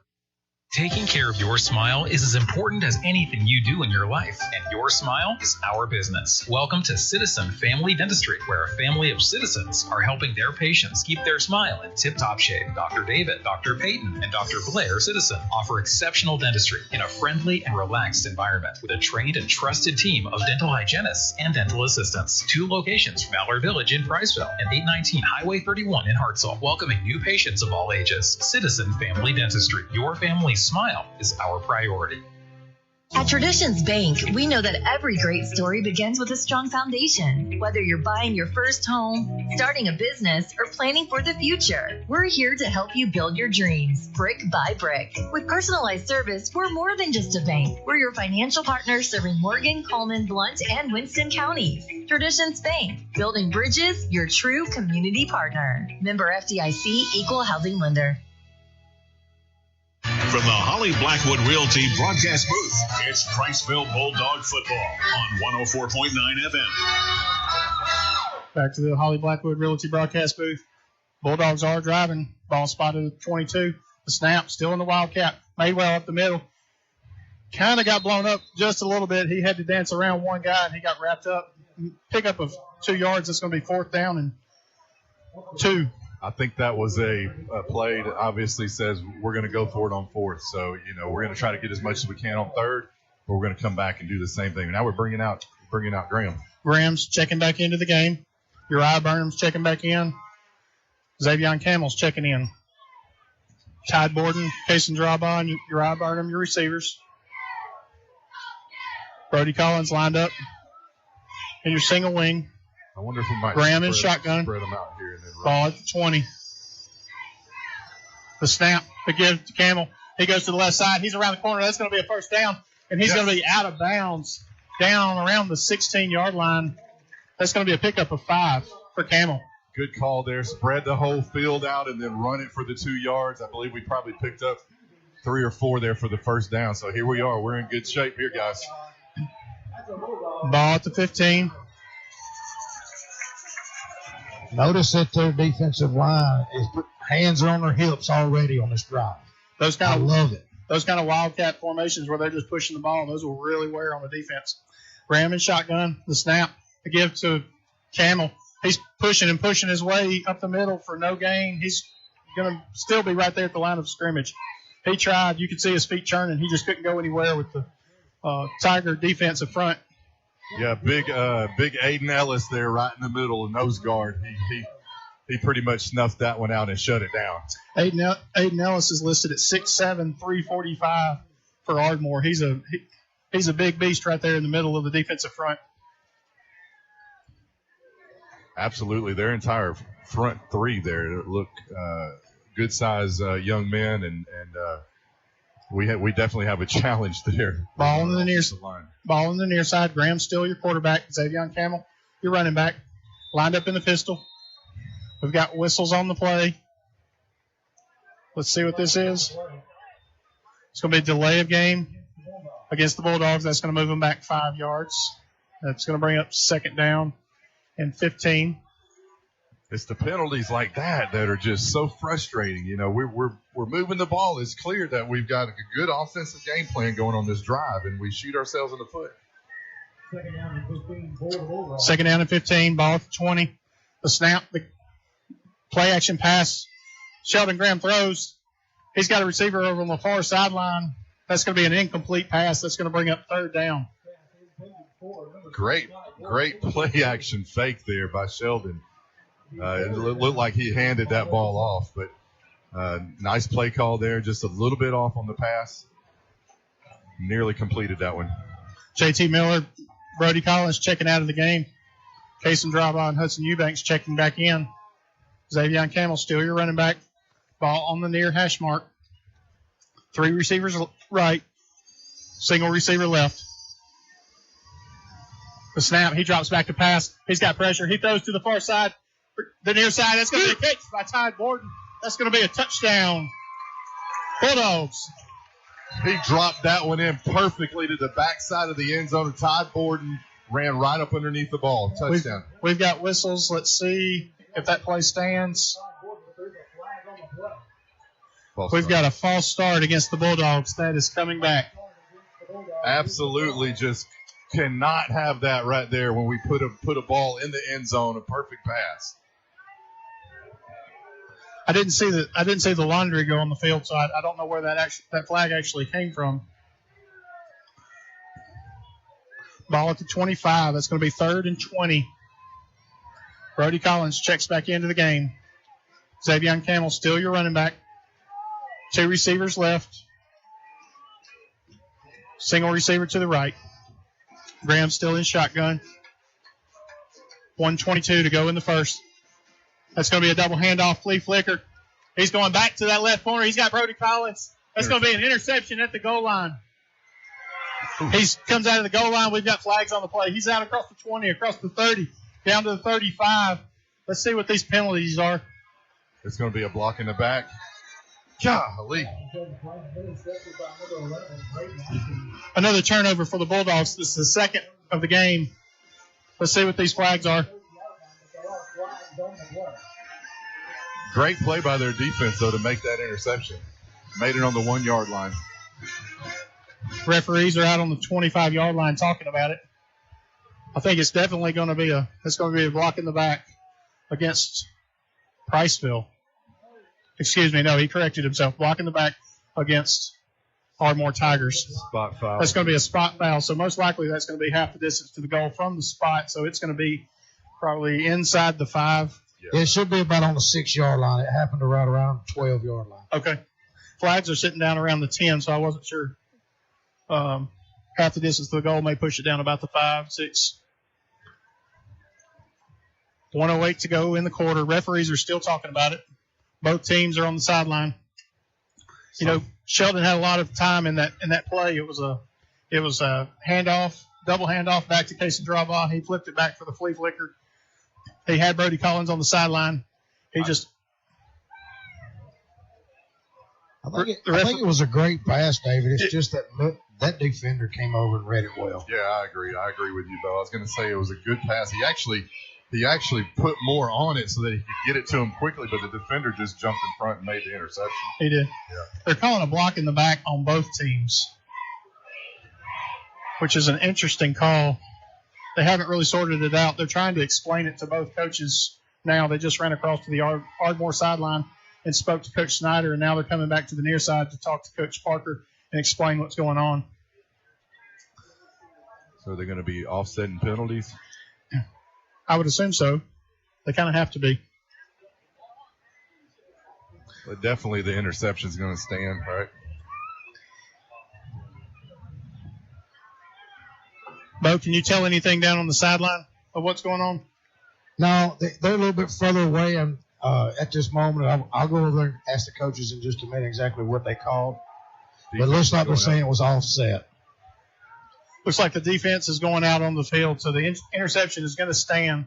Ball's being spotted at the 5-yard line for the Ardmore Tigers. That's going to be 1st and 10 from there, pinned deep in their territory. 1:08 to go in the first quarter. Ball's being whistled back in play. 3 running backs in the backfield. The snap, the give. He's to the left side. He's trying to go around the left corner. He's going to be wrapped up pretty quick. They're going to call him for a horse collar, it looks like. Penalties down. Penalties on the play. Yep, we've got a horse collar against the Bulldogs. It looks like that's going to be a 15-yard penalty.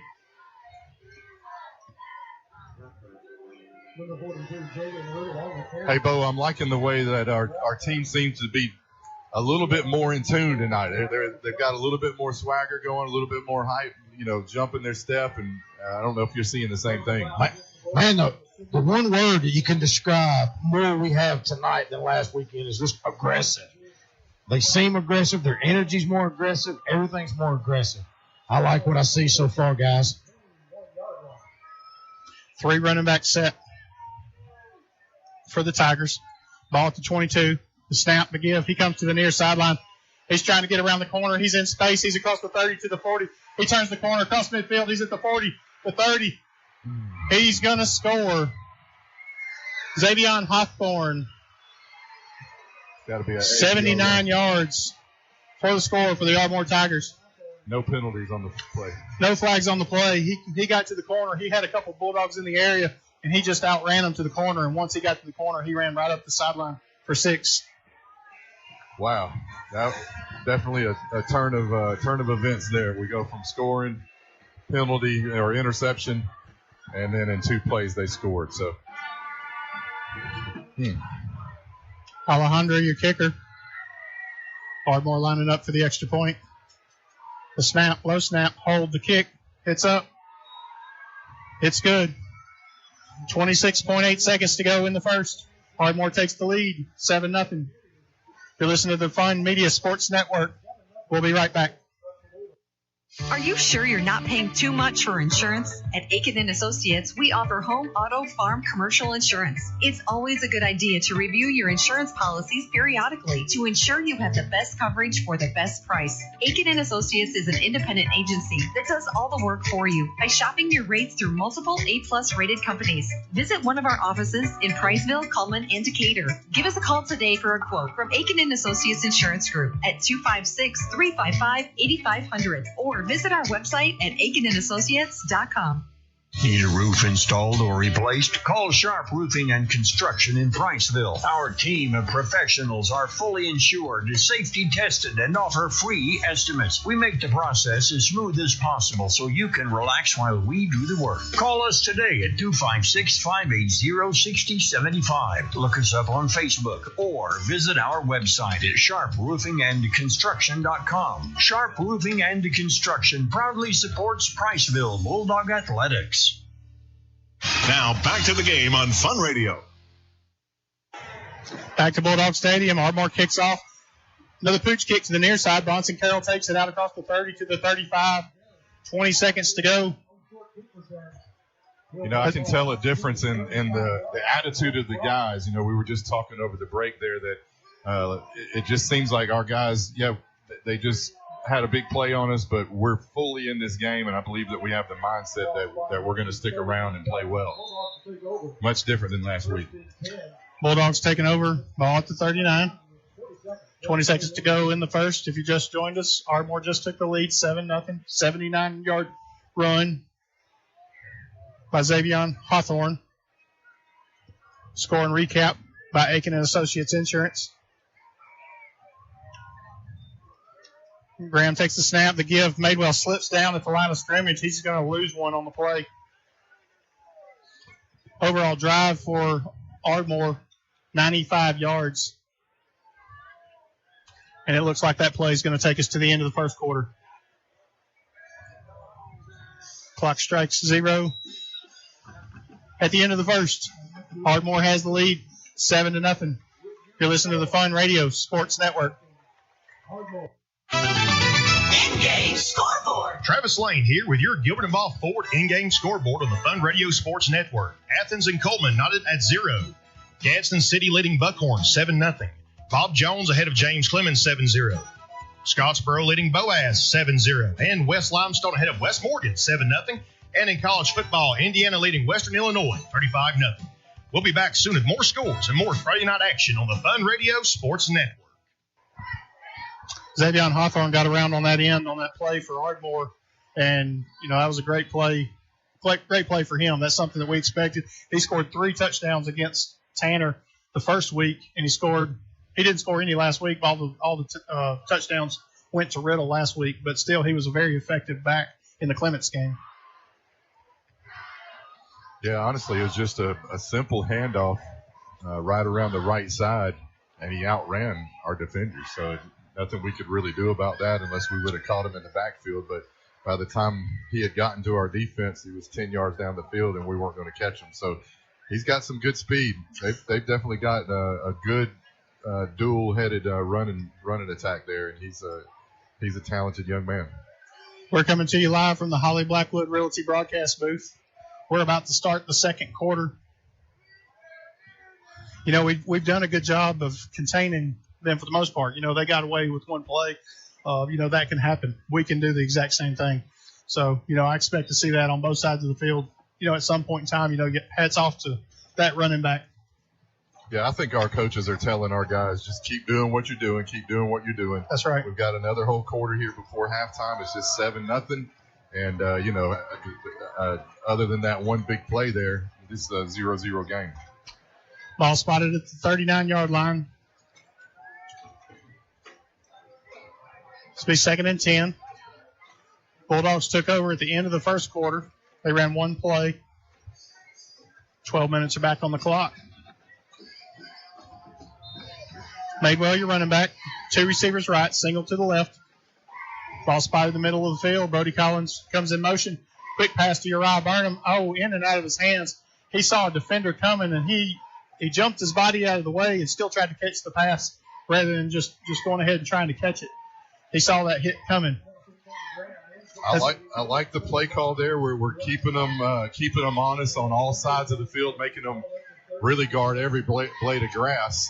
So right now it's interesting, the game plan that we have, and we've got a lot working for us. We just need to keep it going.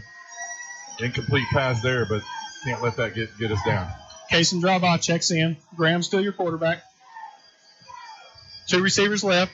He drops back to pass. He looks left. He throws to the far sideline. He's got a receiver. That's going to be a catch and a first down for the Bulldogs. The deuce, Hudson Eubanks over there, just did a little curl to the outside, and great timing there by Sheldon Graham. He threw that ball before he had made his break there, which is really impressive for a young guy. That's another Traditions Bank first down. 11:40 on the clock, second quarter. Ardmore has the lead, 7-0. Bulldogs driving. The snap, the give to Madewell. He slips down at the 50. That's going to be a loss of 3. That's the second time that he slipped down after taking the snap. Well, he's got 3 guys in the backfield, so it's tough to not slip when he's trying to touch three of those big guys. Madewell checks out. We didn't do a good job blocking up front at all on that one. Didn't give Madewell a chance at all. Loss of 4. Bronson Carroll checks into the backfield. Brody Collins checks out. Draw by in. Cooper Clark is in. We've got 3 receivers right, 1 to the left. Graham in shotgun. The snap. He drops back to pass. He rolls to the right. He's looking for a receiver. He throws on the run. He's got a receiver. Oh, and he overthrows it. Ty Borden got tangled up with his feet. Just kind of got turned around a little bit, and the ball went over his head. Yeah, just slightly overthrown there. Of course, Sheldon was rolling out, so it's tough to put those exactly on the money. He had a guy that was hot on his heels. But I'm loving the way that Ty. This is impressive to see that he's running wide receiver here, and he's definitely beating his defender. That's right. A few times tonight that he's gotten past their safety there and gone down for a deep pass. So that could be something that we keep going to. 2 receivers stacked on the right.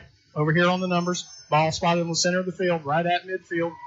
Graham, your quarterback, he drops back to pass. He looks to the near side. He wants all of it. He throws it deep. He's got Borden again. They both go up for the pass at the same time. It's going to be off the fingertips, and that's going to be another incomplete pass. Great protection there. Sheldon had a lot of time. He was standing back there, found Hyde, and just a little bit off on the pass there, but defender was on him. Could have gone either way there. That's going to bring up 4th down, 13 yards, punt formation. Jay Patel, your punter for the Bulldogs. Tigers have 2 receivers lined up at the 20. Patel takes the snap. The kick, it's up. They're going to let it bounce to the near sideline. It takes a Bulldog roll, and it's going to be out around the 20-yard line. Let's see where they spot it. Looks like it's going to be down about right at the 20. Ardmore's going to take over 1st and 10. 10:28 to go in the second quarter. That's your reigning impact player of the week right there, Jay Patel. He's done a really good job of getting those Priceville Bulldog rolls. Bulldog defense making their way out onto the field. Ardmore still lined up over there on their far sideline. A 3 and out right here would go a long way. What you think, Bo? I'm thinking pick 6, buddy. I'm thinking pick 6. Let's go. That would absolutely go a long way. You know, for confidence-wise, they've held them except for one play. And you mentioned that a while ago. But, we got this, guys. Alex King, your quarterback. He's in shotgun. Javian Riddle, your running back. He's to his right. Ball in the near hash mark. The give on the end around. He's tripped up out across the 25-yard line, maybe to the 26. That's going to be a pickup of 6 yards on the play. Good tackle by the best bank in North Alabama, Jack Eubanks. If he did not make that play right there, he had open space in front of him. He may have gone for quite a while. Jack's playing with a hand cast on his hand there with two broken fingers that we heard, 2 knuckles that are messed up. So that was a great play by him. Bunch formation. Single back in the backfield. Ball goes to Riddle, coming to the near sideline. Bulldogs kind of get tangled up. He's in space out across 50. He's going to be out of bounds at the 49-yard line. Yeah, we really got in our own way there. We actually had 3 guys that were pursuing him out on the corner, and they pretty much, like you said, David, they got tangled up. None of them could escape to the end to get them down. First down for the Tigers. They're on the ball quick. Ball goes back to Riddle. He goes to right tackle. He kind of bangs his way through the defenders. He's going to be out. That's going to be close to another first down for the Tigers. They're quick snapping us here. They're lining up and going straight at us. That's 2 plays in a row that they've just not huddled and got on the line and went at the play. They're lining back up quick. Bunch set, double wing. Ball goes back to Hawthorne. He comes to the near sideline. He's just trying to push his way. He's going to be across the 35 for a pickup of 3 yards.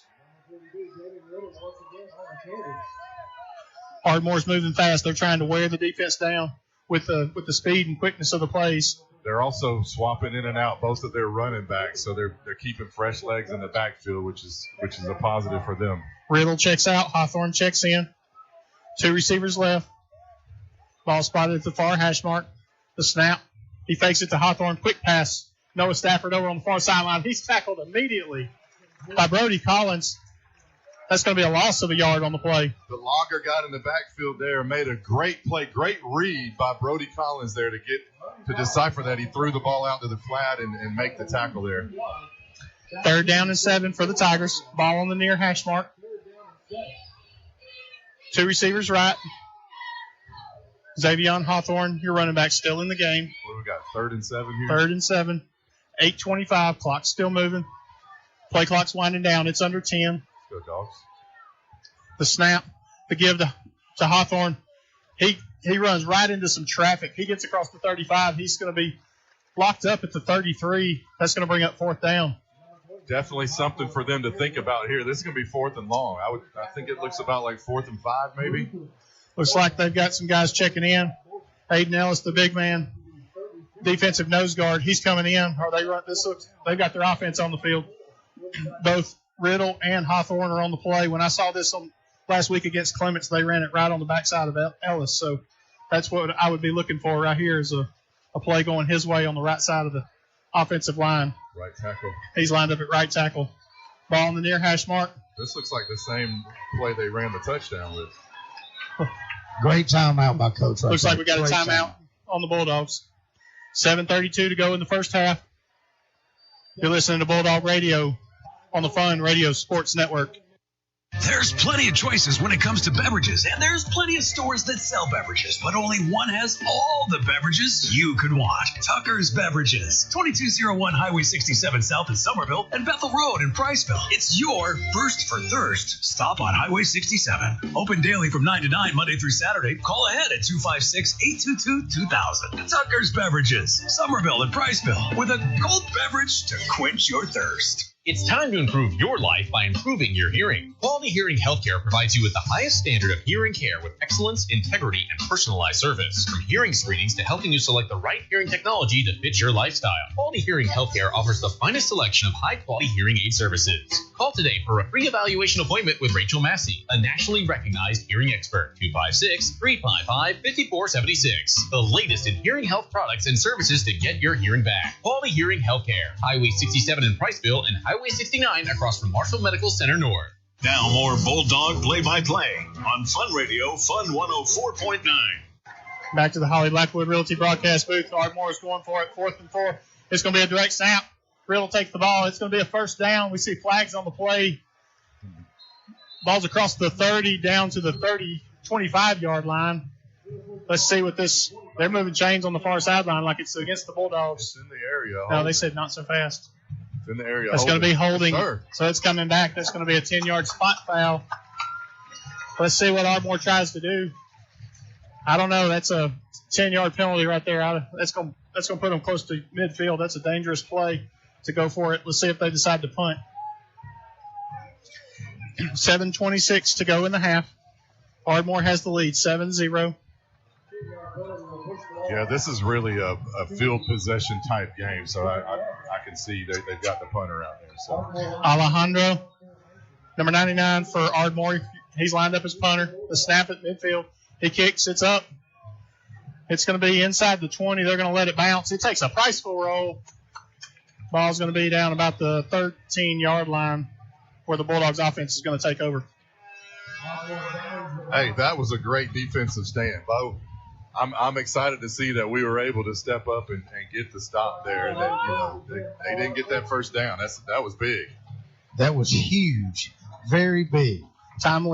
Very timely timeout by Coach Parker to get them ready. I wonder if when you call a timeout in that situation, does it mess with Coach Snyder's psyche and does he change his play in that? So we talked about it this morning. This is a game of chess, so let's expect the unexpected. Did they change it? But good. I see a good drive right here. Good point. Ball lined up on the far hash mark, spotted at 15. Let's put a drive together here, dog. 2 receivers left, 1 to the right. The snap, the give, it comes to the near side. He's wrapped up immediately. He's going to be tackled for a loss down at the 6. That's going to be a loss of 8 or 9 yards for Madewell. It's almost like they're spying Madewell there. I mean, every time he gets the ball, they're in the backfield to tackle him. Somebody had to have missed an assignment right there because he was in the backfield way too quick for that to be just a good defense. Right. The field doesn't feel slick to me, guys, but Madewell has slipped a few times. It'd be time to be looking for some different point, cleats. Bo. I don't think I've seen anybody else slip. The snap, the give. He goes to the left side. He's wrapped up immediately by the Tigers. He may have gotten back to the line of scrimmage. Looks like it's going to be third down. Ball at the 6-yard line. Yeah, we're going to have to do something here to keep them off balance. Their defense is really just pinning their ears back and coming after to stop the run. I'm trusting Coach Parker here to find a way to. Of course, we are deep in the territory here, so we might not want to do anything too crazy. I think your play call is a little bit conservative right here because you don't want to end up as a safety or a touchdown for them. He hard counted them there. He hard counted him right there. Ardmore jumps across the line of scrimmage. Let's see if that's going to be a call on a penalty on the defense. Referees are talking about it. 5:59 to go in the first half. Ardmore with a 7-0 lead, and it is a penalty against Ardmore, so we're going to get 5 yards back. Gives us a little bit of breathing room. Bringing up third down and 12. Good hard count there by Sheldon. He's done that a few times this year in timely situations, and he actually had 2 of them jump off sides, looked like there. Graham still in shotgun. He drops back to pass. He looks to the left. He's flushed out of the pocket. He's coming to the near sideline. He's got Cooper Clark, but he was all over him at the 30. That's going to fall incomplete. That's going to bring up fourth down and 12. Deep in our territory. Definite punting situation for the Bulldogs. Secondary did a good job there covering our receivers. Man coverage for the Tigers, and they were all over us right there. But Graham was trying to make something happen. He just didn't have a receiver open, and he threw it to the sideline for an incomplete pass. All right, no harm done there though. We're going to punt the ball away and play defense. This is kind of the game that we talked about that we thought we might see. Two teams that were fairly equal. I mean, you take away the one play that Xavier Hawthorne took for 79 yards. It's really been 2 teams just kind of banging back and forth with each other. Ardmore's defensive front has kind of held the last couple series and not really given us a whole lot of room to play, but. Yeah, I agree with you, David. I'm glad you brought that up. We had talked about that earlier in the week as we analyzed this game, and you're exactly right. I think we're 2 evenly matched teams that are going to depend a lot tonight on big plays, and turnovers could be the difference. Punt formation for the Bulldogs. Patel lined up. He's got the snap, the kick away. Ball's coming out across the 40-yard line. It's caught by number 1. He breaks across the 35, bangs into his own player. He's going to be down at the 30-yard line. Ardmore's going to take over right there. Great punt by Patel. He caught it on the 40, so he's looking at a 40-yard punt there. We just missed. First 2 tacklers missed him. So he was able to return it about 10 yards. 5:25 to go in the first half. Ardmore maintains the 7-0 lead. Bulldogs lined up on the field. Ardmore went to the sidelines to talk about it. Ardmore didn't lose anything there from their fourth down that we stopped them on. They basically got the ball back right where we stopped them, right? Yeah. Javian Riddle, your running back. Ball in the near hash mark, lined up at the 30. King drops back to pass. He rolls to the right side. He's looking for a receiver. He's flushed out of the pocket. He's going across the line of scrimmage. He's going to be down at the 27-yard line. That's going to be a pickup of 4 yards on the play. Great play there by Thomas Ferguson. He was in coverage, but when King started scrambling, he came up and made the tackle. Great play. Second down and 6 for the Tigers. Ball on the far hash mark now. Clock's still moving. It's under 5 minutes. Riddle still your running back. The snap to give to Riddle. He goes to the far side. Tries to go around corner. He's hit by a couple Bulldogs. He's across the first down. He's still plowing away. He's going to be down about the 10-yard line. That's going to be a first down for the Tigers. Bad job of wrapping up. We had 3 or 4 guys that he ran through. It looked like a pinball machine over on the far sideline. You could see them just bouncing off of each other, but wasn't going down. It was almost like we were concerned more with stripping the ball and knocking it away than wrapping up. Bo, what'd you see down there? Yeah, well, dude's got legs the size of small trees. I mean, that guy's strong, and yes, he was pushing 3 or 4 players. Legs never stopped moving. First and goal, the snap, the give to the near side. He goes around the left end. He's going to pick up 2 on the play. It's going to be second down, ball at the 7. They're bringing in their big package now. We're going to see a heavy dose of Riddle right here, possibly even from the Wildcat. Yeah, I agree with you, David. They've got the ball at the 5-yard line, 6-yard line. If he don't touch the ball 3 times, I think something's wrong. 3 running backs in the backfield. Wow. Riddle taking the direct snap. The snap, the carry. He's got 2 blockers in front. He's plowing his way across the 5. He's going to be down close to the goal line. Let's see where they mark him. Looks like it's going to be 3rd down and goal, ball at the 1. They're quicking us again, getting back to the line. Going to run the same play. Same play, same formation. Wildcat formation. The snap. We've got whistles on the play. Timeout. Timeout, Priceville. I think Coach was running a 4-2-40 to get down here to call timeout. 3:18 to go in the first half. Ardmore has the lead, 7-0. You're listening to the Fun Radio Sports Network. We'll be right back.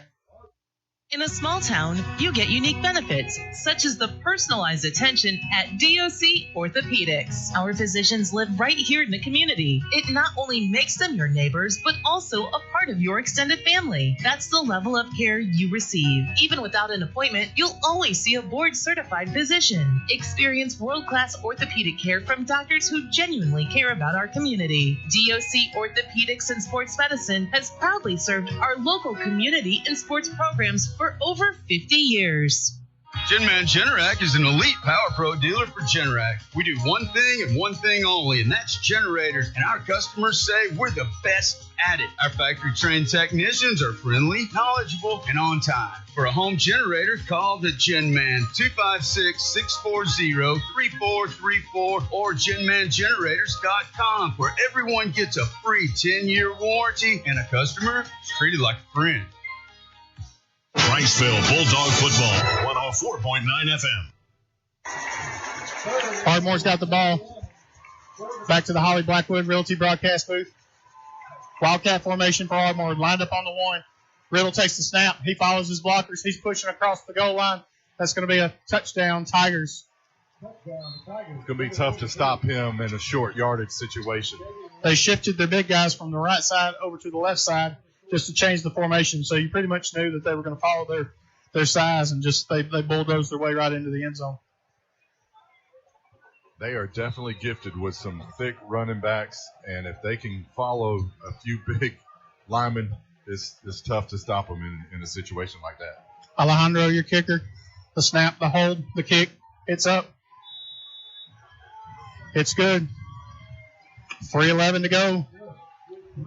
They look like a mirror. They mirror one another. They look just like the same size.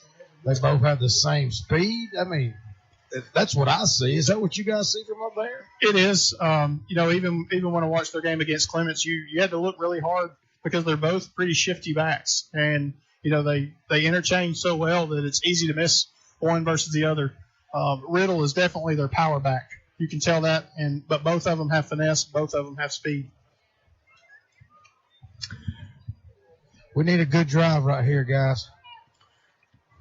3:11 to go in the half.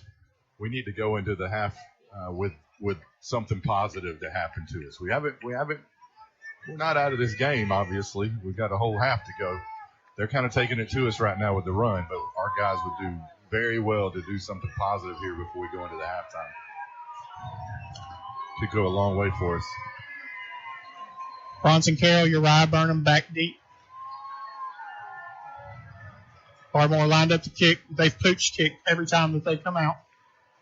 I think we need to get closer to the sideline over there. We're a little bit too far away from the sideline.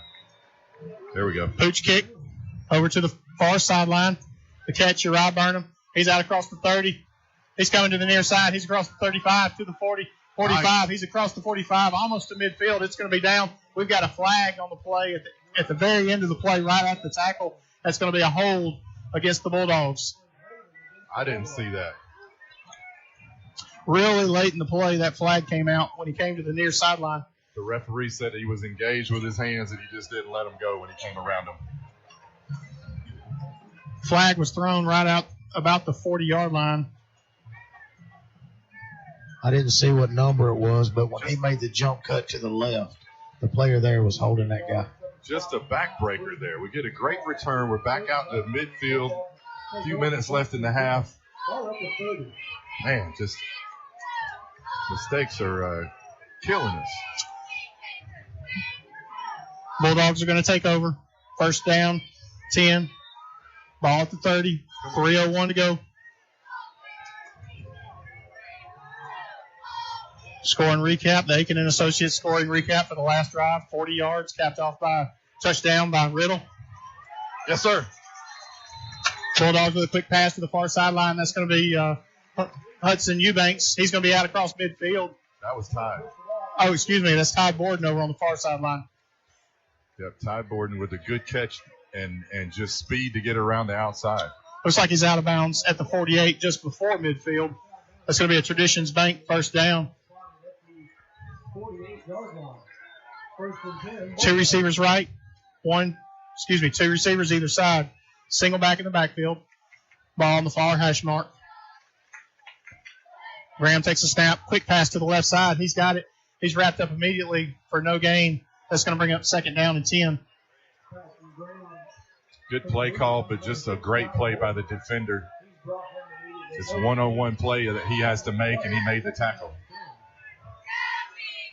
Clock stops because of the incomplete pass. Clock's running. Completed pass in bounds.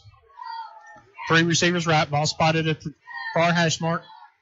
Bulldogs are driving to the right as you listen. The snap. He rolls to his right. He's looking for a receiver. He's got space.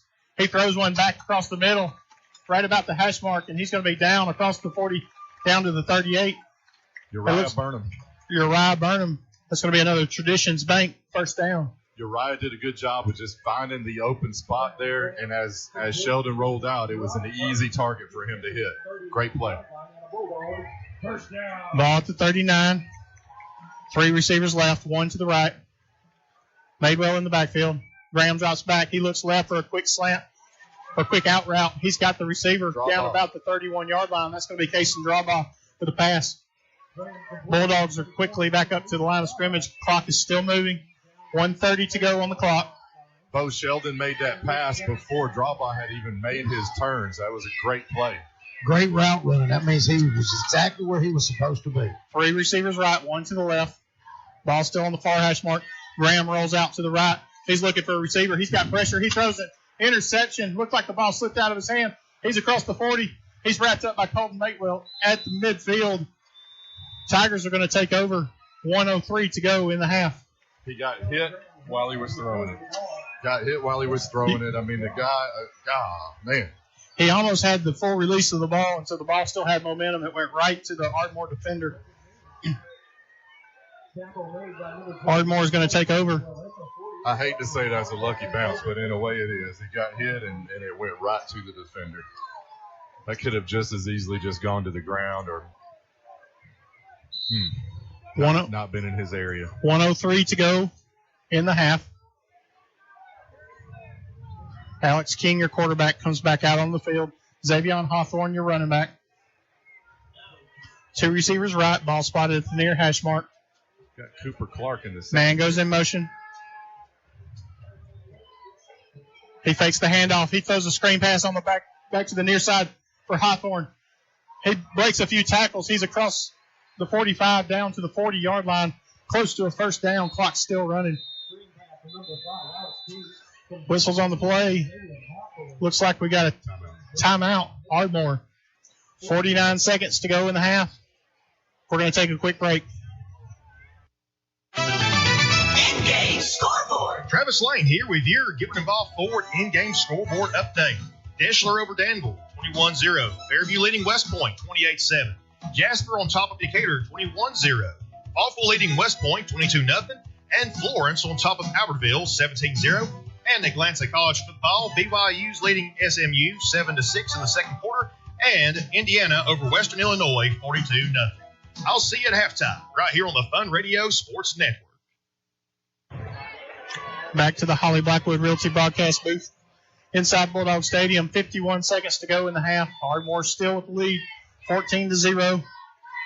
Ardmore has the ball spotted at the 40. We haven't had a whole lot go our way in this half. A stop right here before we go into halftime would be huge for our guys just mentally. King still your quarterback. Single back in the backfield. Two receivers either side. He drops back to pass. He's hit back at the 50-yard line. That's going to be a sack for Braden Reamer. Bryce Carroll with the sack. The clock's still running. Good play for our guys there. The good guys covered their wide receivers, and it made the quarterback hang on to the ball longer than he wanted to.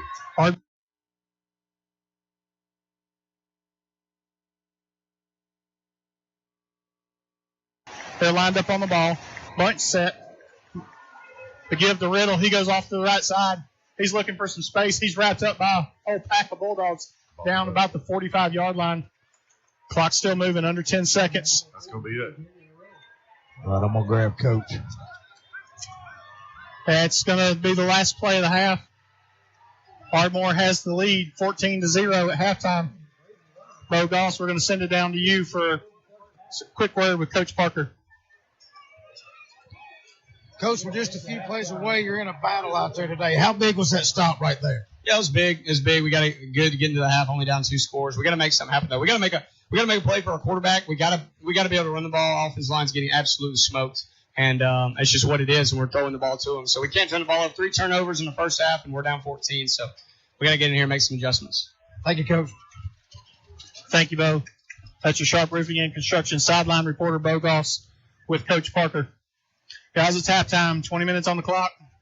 Ardmore has the lead, 14-0. We'll be right back. Attention all football fans, are you ready for Friday Night Lights? Let's get in the game with Realtor Bo Goss, your MVP in real estate. Whether you're looking to score a new home or sell like a champion, I'll deliver winning results every time. Don't sit on the sidelines. Call Bo Goss, 256-274-3461. It's a great day to call Bo.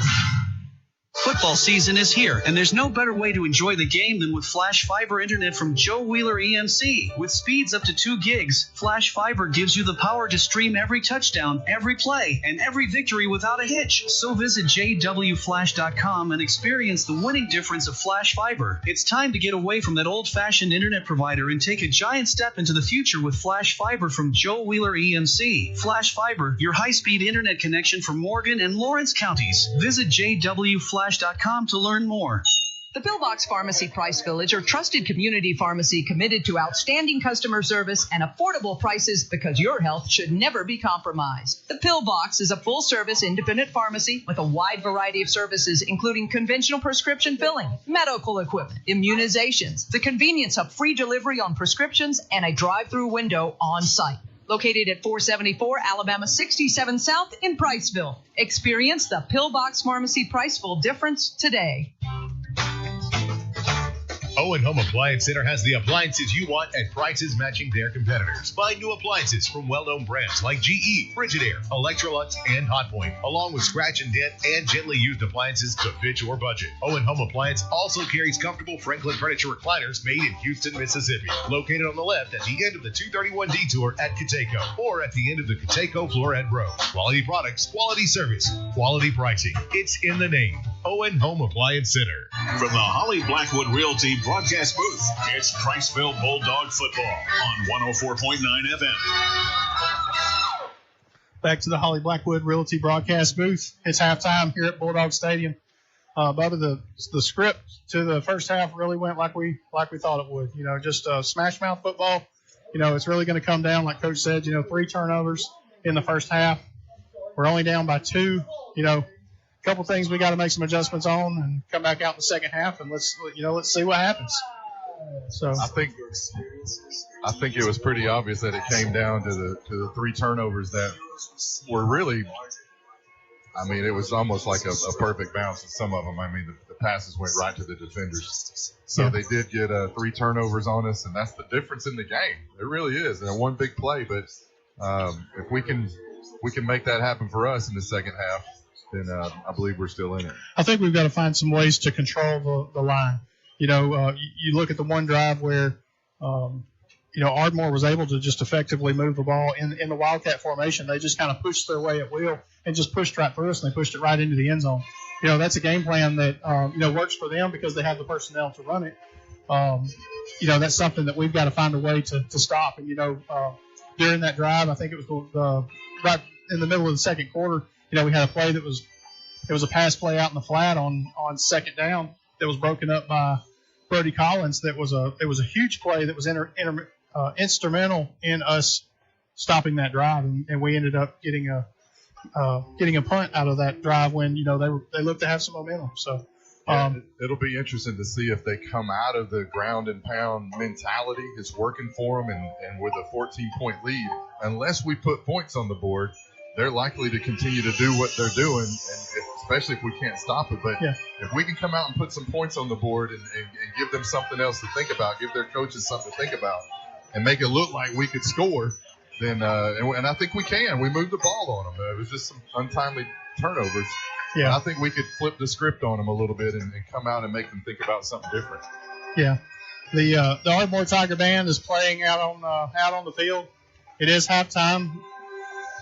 Bulldog Band is sitting there watching him. 16 minutes to go till we kick back off. One thing I was going to mention, Bud, have you ever been to a drawdown? A drawdown? No, I don't know what that is. Tell me about it. So I had never been to one until last season. The Touchdown Club for Priceville Bulldogs had a drawdown. Last year it was held at the event center. They're having another one this year. I had never been to it. So you go, you purchase your tickets, you get a steak. They feed you a steak dinner, and they start drawing tickets out of a pot. So it's the last one standing. Last one standing wins the prize. Okay. And so last year, we made it, and it's random prizes. So you're there, and they're pulling gift cards and donations that people have made to do it. And, it's good entertainment, it's friendship. You get to win prizes, and it's a great fundraiser for the Booster Club for Priceville. But I wanted to bring it up to the listeners. The Priceville Touchdown Club is doing the drawdown. It's going to be on our bye week, September 27th. This year it's going to be held at the Witt House. Cash prizes and giveaways. The minimum grand prize jackpot will be $5,000 minimum. Depending on ticket sales, that number may increase. Last year, if I recall correctly, when you get down to the last few, they line you all up and say, you're the final ones. Right. And they'll give you the option of you can get together and you can either split the pot amongst yourselves, or stand alone. You can stand alone and try to go for the whole thing. So I was wondering, if you get down to the top 5, would you sell your ticket? Let's just say it's for $5,000. Would you sell it to me for $500? That's like deal or no deal. Yeah. Do you want to sell it and see what happens? But would anyway, you rather walk away with $200 or say no? I'll risk it for $5,000. That's right. I think I'm going to stay for the $5,000. Somebody will take your money, I'm sure. Yeah. Cash prizes and giveaway. It's a $100 ticket, includes 2 steak dinners and a drawdown ticket. You can purchase an additional drawdown ticket for $50, so $150. You can take your wife out to dinner. It goes to a great cause. Both of you can play. You can buy insurance if you've never done that. So when your name's in the pot, if you have insurance on it, if your number gets drawn and you have insurance, they'll put your number back in the pot. Nice. And so that you're buying a second chance. So I like steak. You like steak? I like steak. It was really good last year. Steak, I like a good steakhouse. And we have to thank Longhorn Steakhouse for our pregame dinner. They're sponsoring our radio crew for dinners every Friday night throughout our home games. And thank you to those guys for taking care of our radio staff on game night. Yeah, I like a good steak, and I like to hyperanalyze a lot of different steak houses. I break them down, and they got good bread, and they got good salads, and I gotta say, Longhorn after my analyzation, I think they're the top of my list. they're definitely they're kind to us, right? Pretty good cut of meat for sure. Well, guys, if you do want tickets to the Touchdown Club, reach out to Bo Eubanks. He can take care of you. Guys, you're listening to Fun Radio Sports Network. It's 14-0, Ardmore on top. We're at halftime. We're going to take a quick break. We'll be right back. Open the door to savings. Foodland has featured fresh, hand-cut quality meats at the best value since 1993. At your Priceville Foodland, you'll find a hometown experience and unbelievable prices. Come in and check out our wide variety of produce, too. Great meat, great service, great prices. Open Monday through Sunday, 7 a.m. to 8 p.m. We thank you for supporting your independent grocer. Priceville Foodland, proud sponsor of the Priceville Bulldogs. You may not be a high school athlete, but if you have a sports-related injury, Encore Rehabilitation and Sports Medicine can deliver treatment that will get you back into your game. Injuries occur every day and in the sports you play. Encore provides physical therapy for minor injuries as well as rehab following surgery. Play hard, play to win, but when injuries occur, rely on Encore. We are proud to serve the Priceville and Morgan County community. A dependable lawnmower is just about the best thing you can own. Until it quits. Discount Auto Parts on Alabama 67 in Priceville is the #1 store in North Alabama for lawnmower parts, both new and aftermarket. All brands: Kawasaki, Craftsman, Briggs & Stratton, Honda, Black & Decker, Toro, Ryobi, Troy-Built, and more. Discount Auto Parts has in stock or can get lawnmower parts within a day. Get the right lawnmower part at the right place. Home-owned for over 3 decades. Priceville's Discount Auto Parts. Need a certified welder with over 20 years of experience? Look no further than Accent Welding. We specialize in farm equipment, trailers, and heavy equipment maintenance and repairs. Nothing is too big for us. Visit us at 7295 Highway 67 South in Summerville, Alabama, or let them come to you. They're mobile and available 24 hours a day. Call 256-642-1185. Accent Welding, where quality meets reliability. Now, back to the game on Fun Radio. Back to the Holly Blackwood Realty broadcast booth. It's still halftime here at Bulldog Stadium. Ardmore with the 14-0 lead. We just got to hear the Ardmore Tiger Band. They're off the field, and the Pride of Priceville has now taken the field. They're about to start their halftime performance. David, I'm really looking forward to this second half. And you know, we were kind of in the same situation last week. And so I think it's going to be a familiar situation for our guys. And just to see, you know, maybe the coaching that they've gotten this week and just the leadership that's going to come from our upperclassmen, what kind of mentality are they going to come out with, you know, and it'll be interesting to see. We're going to kick the ball away, I believe, in the second half, right? We are gonna start out on defense. I think it's really important for us. We've got to find some continuity on offense. You know, this is 2 weeks in a row where we've really struggled to move the ball. You know, last week at Brewer, it was the last drive of the game, and we scored within the last minute. And then here we are, we're having trouble moving the ball. We've shown some signs of life early in the game, but Ardmore's made adjustments and really kind of kept us contained throughout the second quarter. So.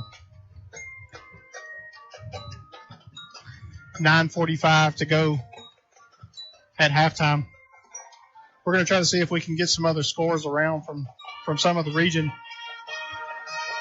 I'm showing West Morgan is up 10-7 against West Limestone, so that's a close game. 10-7. Deschler handling Danville tonight. They're up 28-0. That's in the second quarter. I saw Fairview was up big. Westminster Christian, they're up 26-3 over St. John Paul II. North Jackson 14-7 over Madison County. Winston County taking care of the Tanner Rattlers 36-0. Lawrence County struggling with Russellville right now. Russellville on top 21-6. James Clemens is beating Bob Jones 27-10. That's in the second quarter. Strong performance by James Clemens. They've only played one game so far this year because they had the bye week last week. So they're putting it to Bob Jones right now. What's the score? 27-10. Bob Jones, when they played Coleman in week 0, they really came out sluggish early in the game, but then they turned it on against Coleman in the second half. It'll be interesting to see how they do in the second half against James Clemens to see if they can try to get back into this game. Austin Sparkman, 10-7. Austin on top right now. Jasper taking it to the Decatur Red Raiders, 28-0. So Grissom and Huntsville in the war on Whitesburg Drive, 14-14. A lot of good games going around. Brewer has a matchup with Guntersville tonight. That's going to be that's a number 1 ranked Guntersville in 5A, taking on the Brewer Patriots. Definitely a test for them to see how they do after the game with Priceville last week. Douglas and Hayden, 20-6. Douglas is up. Guys, we're going to take a quick break. It's 14-0 at halftime. Ardmore on top. You're listening to Bulldog Radio on the Fun Media Sports Network. In-game scoreboard. Travis Lane back with you for your Gilbert & Baugh Ford in-game scoreboard halftime update. Florence over Albertville, 17-0. Geraldine on top of Asbury, 42-zip. Athens over Coleman, 10-0. Boaz and Scottsboro knotted at 21. Jasper 21, Decatur 0. Falkville over West End, 22-0. Gadsden City over Buckhorn, 14-zip. Valley Head leading Galesville, 6-0. James Clemens over Bob Jones, 21-10. Lexington over Decatur Heritage, 12-7. May Jemison leading Hazel Green, 7-0. North Jackson over Madison County, 14-0. Pisgah on top of Section, 35-0. Randolph over Plainview, 21-0. Alston over Sparkman, 10-7. West Limestone over West Morgan, 7-3. Winston County over Tanner, 28-0. And Deshler over Danville, 21-0. I'll catch you back in the third quarter, right here on the Fun Radio Sports Network. Back to the Holly Blackwood Realty broadcast booth. Looking over the stats for the first half, Ardmore really kind of contained us. If we look through just kind of some individual numbers, Sheldon Graham, he was 5 for 14, no touchdowns, 3 interceptions. Hudson Eubanks had 14 yards receiving. Uriah Burnham had 13 yards receiving. Kason Dravaugh had 1. Ty Borden had 18. Total of 46 yards receiving in the air. Sheldon Graham scrambled for a 15-yard gain. Xavion Camel has 5 yards, and Colton Madewell has 18. So we're under 100 yards of offense there in the first half. That's something that is important. We've got to move the ball, and we can't be successful if we can't get it across the line of scrimmage and get into positive territory. Yeah, I think the big stat is the 3 turnovers versus 0. So even when we did move the ball, we seemed to shoot ourselves in the foot, and we killed the drive. I was really impressed, though, David, with how well I think, even though there were some turnovers, some interceptions, I think Sheldon did a good job when he's rolling out of the pocket, and he's able to find open receivers. The interceptions were, I think we keep doing what we're doing there. I think there's some positivity there that he can move the ball when he's rolling out of the pocket. Some of those rollouts where he had, there were a couple times where he had open space and he made the great decision to run. Some of those he still kind of threw it into traffic. And, we talked about the pressure of the receivers, and they feel it on the back. We saw one play with Uriah Burnham where it was right here on the near sideline. The ball was thrown in the flat to him. He had a cornerback diving down on him, and you could literally see him jump his body out of the way just because he was expecting the hit, and the ball tipped off his hands and for an incomplete pass. And so it's important that if Sheldon can roll out, and he may have to kind of try to dance through some traffic, and he may take a hit, but it may be a little bit of a safer play than to throw it, and whether that be an incomplete, whether it be batted up in the air, something for some positive territory. Yeah, Bo, I think one of the things that we can do as well, if you got to figure they're going to try to ball control this and keep doing what they're doing with running the ball, and we're likely to run out of time, especially if they're able to move the ball and get a long drive. So I think we still need to pass. We're going to have to do something quick. But what do you think as far as us? Yeah, I was listening to both of you guys just now, and I think everybody's correct. But one of the big things, I think, confidence. We need a confidence drive. You said it. We've shot ourselves in the foot a few times. If we have one sustainable drive and things click, whether it's the run, whether it's the quick pass, whatever it is, But if we find something, have a confidence drive all the way down, I think this ball game could turn around quickly. That's going to give our defense a little bit, a rest. Because you guys know, you've been around football for years and years. When they're pounding the ball, it wears on you. Yeah. It wears on your defense very well. So both sides of the ball, if we can have a confidence drive. I think something to keep in mind, too, is our offense really hasn't had anything positive in the last 2 weeks. So I agree with you. We get some confidence going. They haven't seen anything good happen, right? They've seen some mistakes. In 2 weeks in a row, really, we've been doing kind of the same thing that we've done tonight. Well, we see a few things that just go really well. It'll be boom, boom, boom, boom, and then you're right. We shoot ourselves in the foot, and then boom, boom, up. You take 3 steps forward, and then 4 steps back. I mean, that's it. And we don't need that to happen, especially this second half. If we want to come out, but let's look at it this way, guys. It's only 14-0. That's right. You take away the down here on the this end zone if you're looking at the field on the left hand side, when we were called for a false start, okay, you take that away because it was on the far side it wasn't even on the same side the play was on. I think this ball game's 7-7, and I think as a coach, that's what you're telling them right now in the locker room. Guys, you take this away, it's 7-7 ball game, and we're in this thing. So we come out, we make a couple good, just a few adjustments, man. We need a little bit of confidence. One of the best assets that I think we've got is our speed in our backfield, and I really don't think we're using it to our potential yet. Everything that we seem to run, we're running the ball in between our tackles.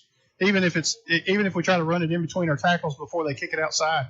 One of the things that made players like Xander Gaines, Mason Carty, Blitz Clemens, Mosley, I mean, those guys, they would hit the corner with speed. And if you ever get around that end, catch me if you can. And, that made them deadly in the backfield. And we're not really seeing that. We're still having to kind of finesse and dance to try to get to that outside, but we're going through traffic to do that, and we're getting wrapped up in the meantime.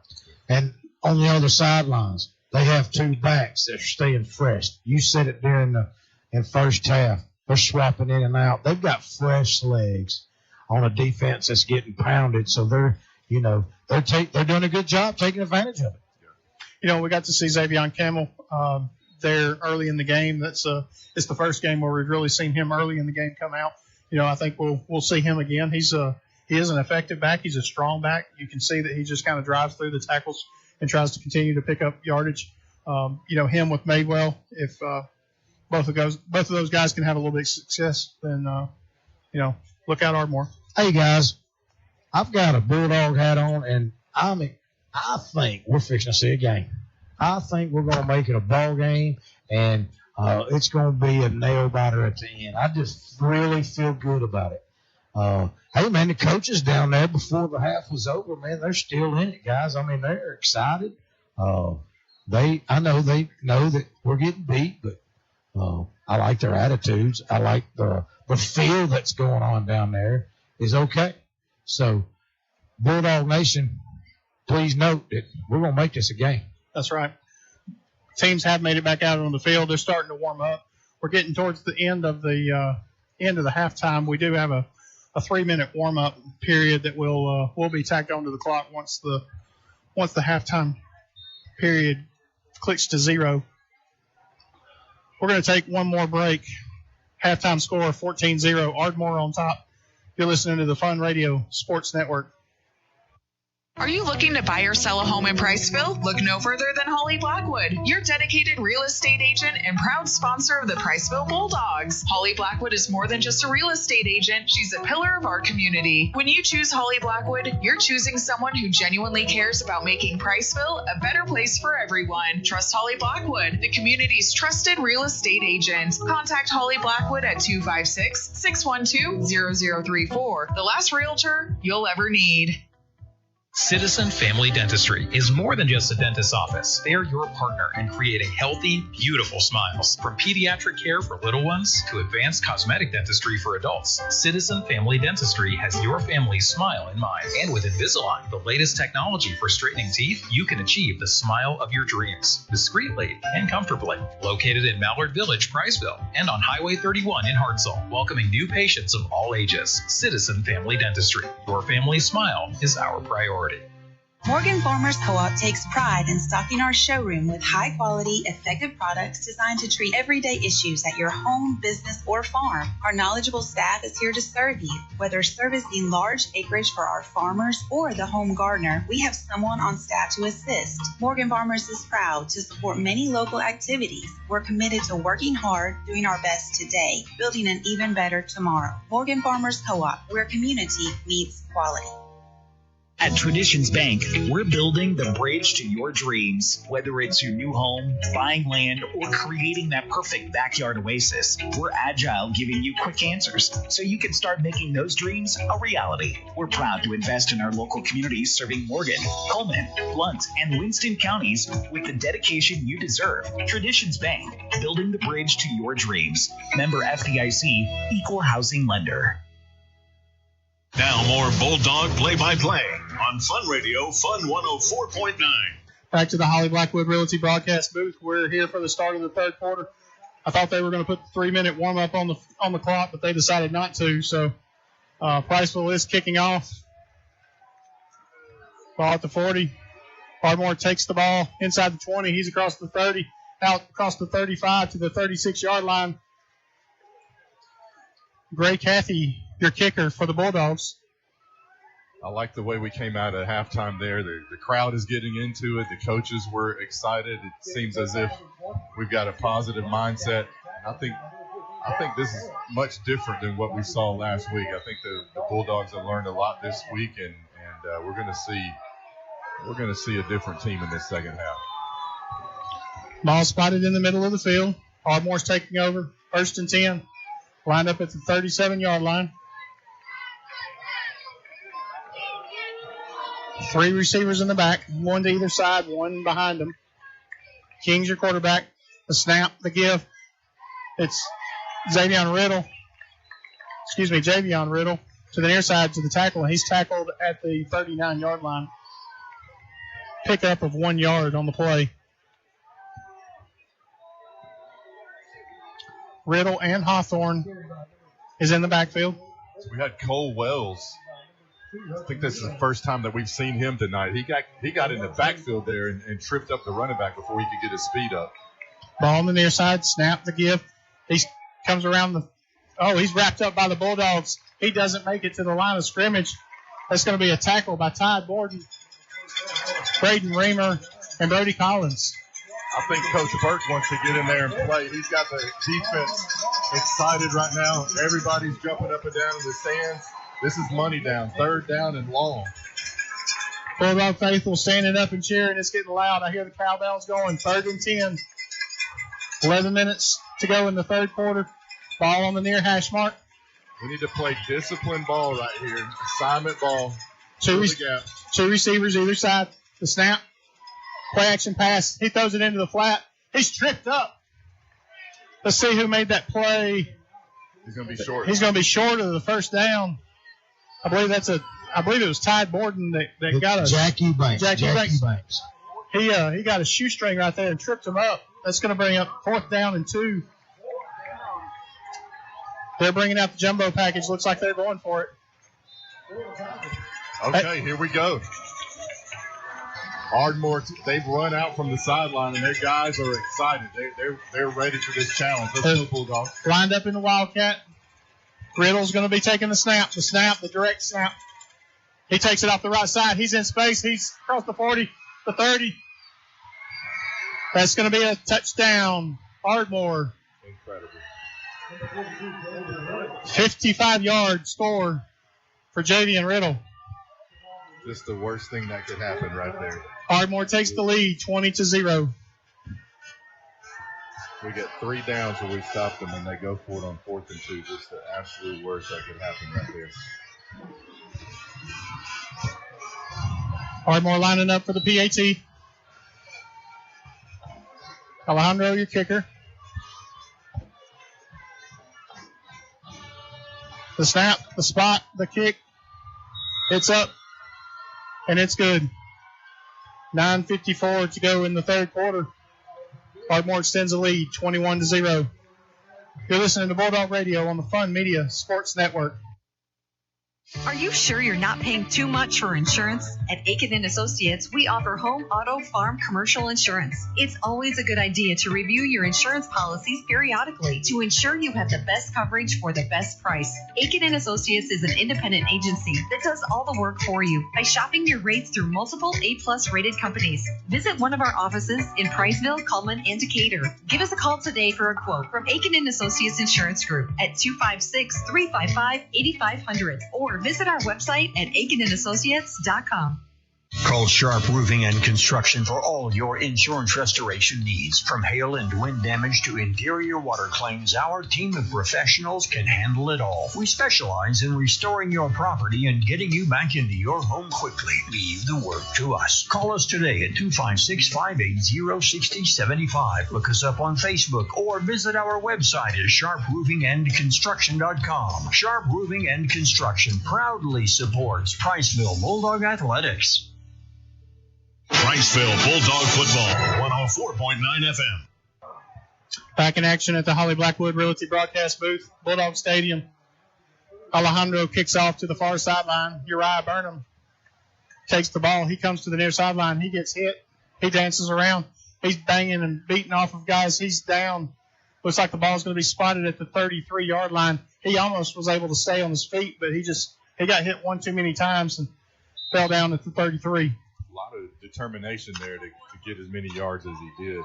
He was trying to get back on his feet. It was definitely a great play by him just to get where he got, because he was wrapped up pretty quick after the catch. Oh, we need the answer right here. 3 receivers left, 1 to the near side. Graham drops back. He's looking for a quick pass. Burnham was the intended receiver, but he was not looking for the pass to be in his area.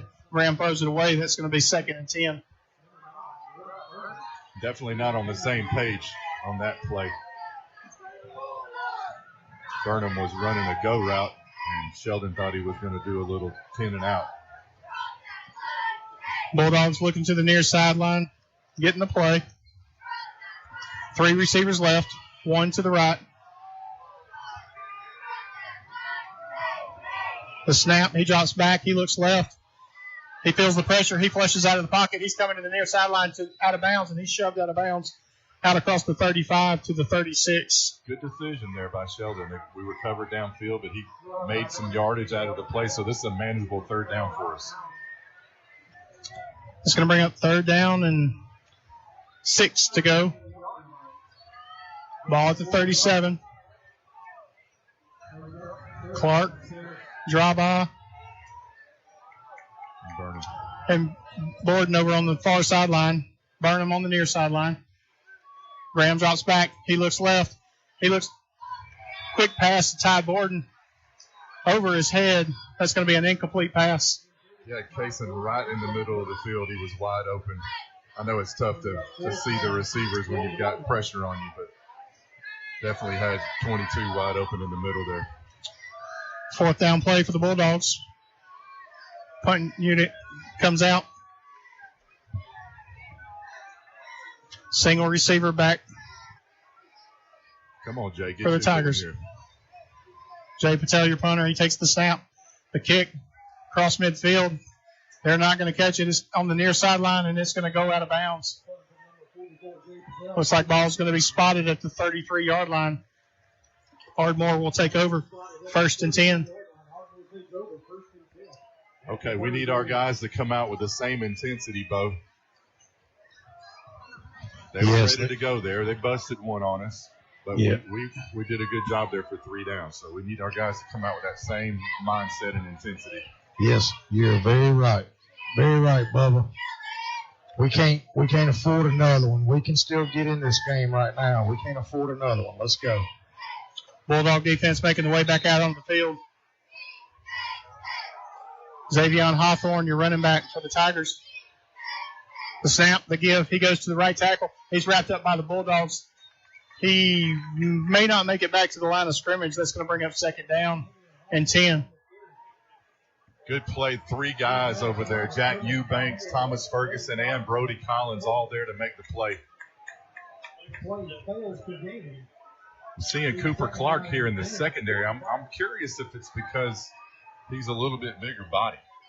Yeah. Ball lined up in the midfield. 2nd down and 10 for the Tigers. 8:38 to go on the clock. Ardmore with a 21-0 lead. Hawthorne still your back. King at quarterback. He drops back. The give to Hawthorne. He comes to the near sideline. He's wrapped up by the Bulldogs again. Looks like we're going to have a late flag on the play. Hopefully somebody didn't grab a face mask right there. Holding on the offense. Let's see what the play or what the penalty is. It's going to be a chop block on the offense. Spot foul. That's going to push Ardmore back. Is that a 15-yarder? Yes. Not a spot foul, actually. Just redo the down. Ball's down to the 16-yard line. That's going to push them back 15 yards on the penalty. No, we need to take advantage of this. That they've made a mistake. We got them pinned back here. We could flip the field if we continue on with this stopping the next 2 downs. 2nd down and 25 to replay the down. Great opportunity for the Bulldogs. 3 receivers right. Single back in the backfield. The snap, the give to Hawthorne. He goes off right tackle. He's trying to get out of space. He's wrapped up. He's not going to make it back to the line of scrimmage. Thomas Ferguson with a great tackle.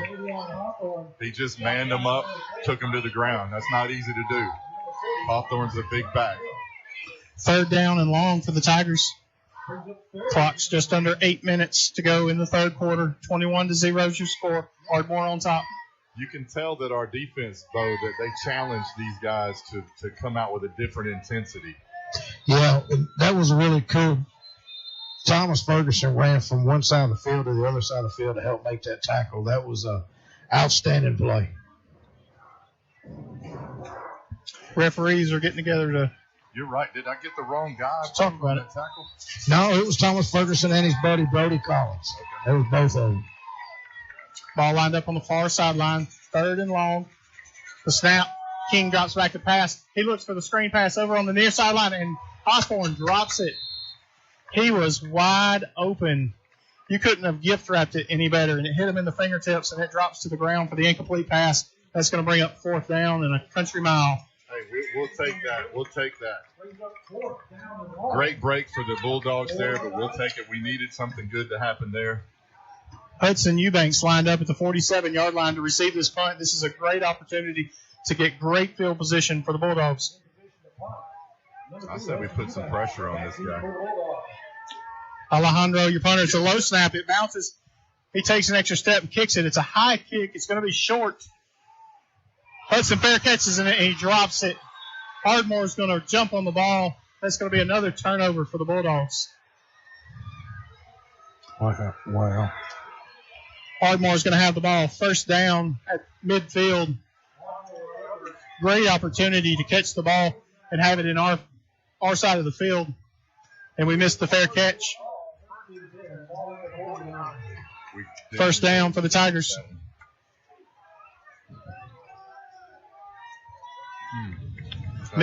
Missed opportunities. Hang in there, dogs. Hang in there. Ardmore offense back on the field. Looks like we have our jumbo package back in. Looks like they're gonna run. Riddle's taking the direct snap. He's gonna follow his blockers. He's got 3 ahead of him. He runs into a wall right there at midfield. Cole Oliver, big hit. Wrapped him up like last night's meatloaf. A pickup of 2 on the play. That's going to bring up 2nd down and 8. By the way, I love meatloaf. Hawthorne and Riddle, your running backs. Jumbo package still on the field.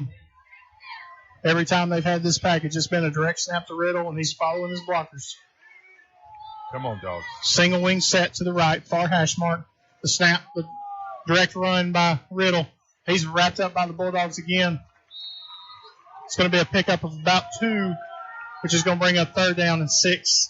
I like the backside pursuit. We've got everybody in the box. They're selling out to stop the run. Of course, we know they're going to run it in this Wildcat format.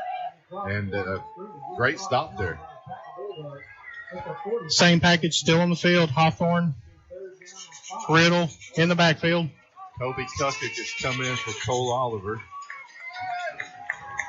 Ball spotted at the 46. 6 minutes to go in the 3rd quarter. 21-0 is your score. They're going to run the clock down. Call a timeout. Play clock winding down. Looks like we're going to have a timeout on the field. Ardmore. 5:47 to go in the 3rd quarter. We're going to take a quick break. Ardmore leads 21-0. We'll be right back. In-game scoreboard. Travis Lane here with your Gilbert & Ball Ford in-game scoreboard update. Madison Academy over DAR, 42-0. Lexington over Decatur Heritage, 18-7. James Clemens over Bob Jones, 27-10. Gadsden City leading Buckhorn, 28-0. West Morgan over West Limestone, 10-7. And Muscle Shoals over Columbia, 49-0. We'll be back soon with more scores and more Friday night action on the Fun Radio Sports Network. 5:47 to go. We're in the Holly Blackwood Realty broadcast booth at Bulldog Stadium. 21-0 is your score. Big 3rd down play for Ardmore coming up. This is a huge play. Huge play. We've really got to contain them right here and not let them gain any yardage because they've been able to gain 1 to 2 on that play with the direct snap to Riddle. But they had a hard time getting 4 or 5 yards. So I wonder if they have any different variations from this Wildcat formation. 6'7" Ellis lined up on the near sideline. Riddle still taking the direct snap. The snap, he goes to the weak side. He runs into a wall. They stand him up just across the 45 down to the 44. That's going to be a pickup to 2. That's going to bring up 4th down and 3. Great stop by the Bulldogs. They manned up, stopped them. This is a tough decision here. It looks like 32 coming up a little bit gimpy for the Tigers. 4th down and 3 for the Tigers. Clock's still ticking. I don't know what the Tigers have to lose by going for it here if they don't get it. So I would do the same thing. Single wing to the right. Direct snap. Riddle takes it. He's out. He's going to push his way across the 1st down marker. That's going to be a 1st down. Tigers down to the 39-yard line. It's just so hard to contain these 2 big backs for the short yardage. They've got a great line. They just kind of duck behind, and both running backs are big and tough to bring down. When you've got two guys lined up in the wing as lead blockers, then you've got 2 running backs in the backfield, and Riddle's lined up taking the direct snap. He's got 4 blockers, plus he's got 300-pound linemen on the far sideline. He's got a convoy of guys to be able to follow. So if they can open up a hole, it's definitely hard to stop for the Bulldogs. 1st down and 10. Ball spotted at the 41. He barely got across the yard or the line to gain. I thought he got across the 40, but once they spotted it, he's down at the 41. Their quarterback, Alex King, he's back out. King's your quarterback. Single back. He fakes the give. He throws it in the flat. He throws it at his feet. It skips and hits Noah Stafford in the chest, but that's going to be an incomplete pass, bringing up 2nd down and 10. I like that play call. Clock stops for the incomplete pass. Clock 4:38 to go in the 3rd. Come on, dogs. 2nd and 10 right here.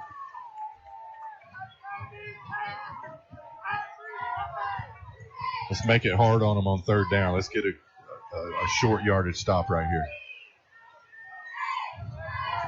2 receivers left.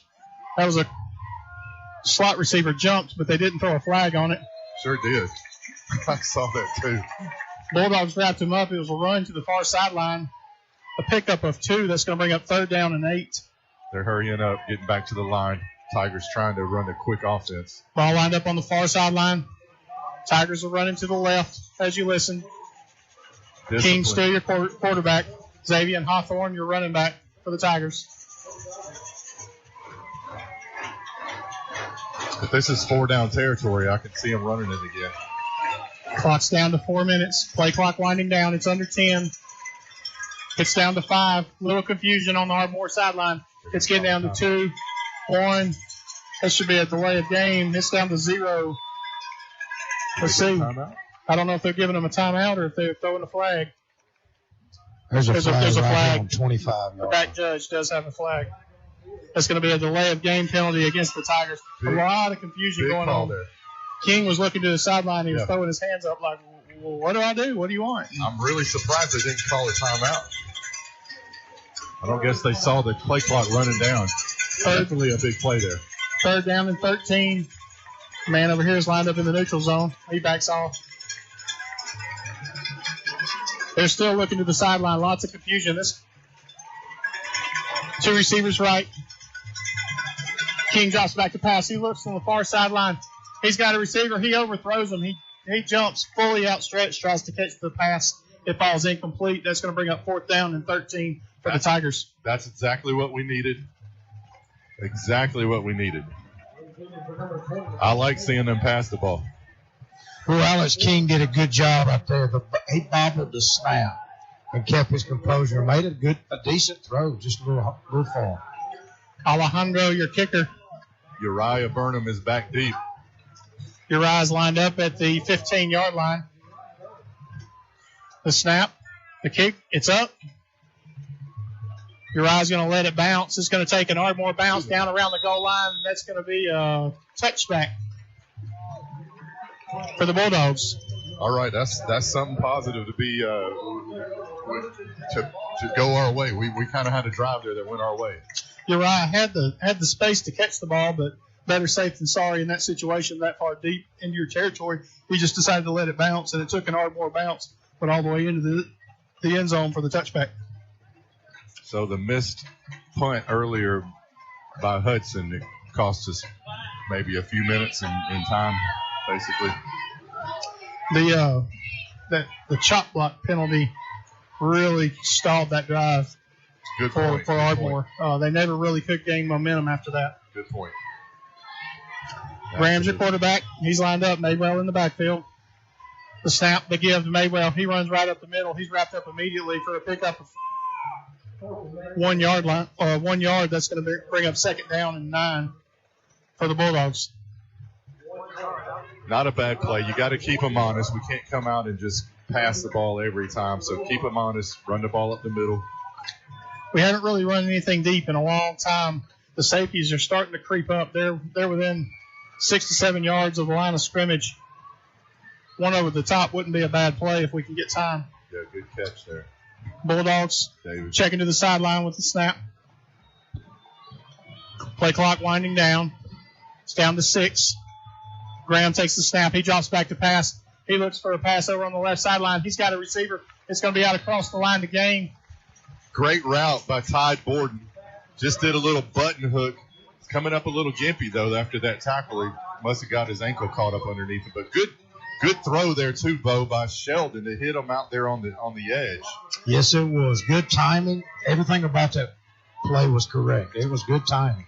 That's going to be a Traditions Bank 1st down. Tide Borden coming off the field. A little bit gimpy. Hudson Eubanks checking back in. Ball lined up on the far hash mark. Bulldogs driving to the right. Graham takes the snap. He drops back. He looks to the right. He looks over the middle. He wants a long pass. He's got Uriah Burnham.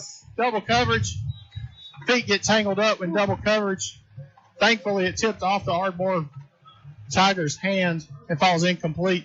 Uriah tried to jump, but it was almost like somebody stepped on his foot. He didn't get any airtime there. I think if that pass was made 3 seconds before, that would have been a good play, but it just was made so late that the safety was able to get over there and help. He had one-on-one coverage, and then, just like you said, that safety made his way across and actually made it a highly contested play by the Ardmore Tigers, bringing up 2nd down and 10. 1:51 to go. Play clock's winding down. It's under 5. Graham takes the snap. The give. No, excuse me. He fakes the give. He's under pressure, and he throws it away to the near sideline. Not a bad play. He got rid of the ball there just so that we wouldn't take a sack. That was close to intentional grounding. The ball barely made it back to the line of scrimmage. He threw it away. He was just under a tremendous amount of pressure. Madewell coming off the field. Hudson Eubanks coming off the field. Cooper Clark back in. Todd Borden back in. 10 seconds on the play clock. Single back in the backfield. Trips right. Graham drops back to pass. He rolls out. He's looking for a receiver. He's got Brody Collins. He throws it just a little bit high, and that's going to fall incomplete. That's going to bring up 4th down for the Bulldogs. That would have been first down there. Slightly overthrown. Ardmore Tigers are doing a great job of covering the receivers. Graham's having a hard time finding one open. Yeah, he had a lot of pressure on him there. He actually did a good job to scramble out, but the pass was just a little inaccurate, a little bit over Brody's head. Patel, your punter. He's out on the field. 4th down and 10. They've actually got 2 guys back this time. I don't think they've had 2 guys back before. They might be looking to return this and put the return. Oh, good punt by Patel. It's over one of them's head. The other one catches it at the 30. He goes to the far sideline. He goes across the 40 to the 50. He gets hit right about the 40-yard line. Good return for the Tigers. That's going to be a first down. Ardmore.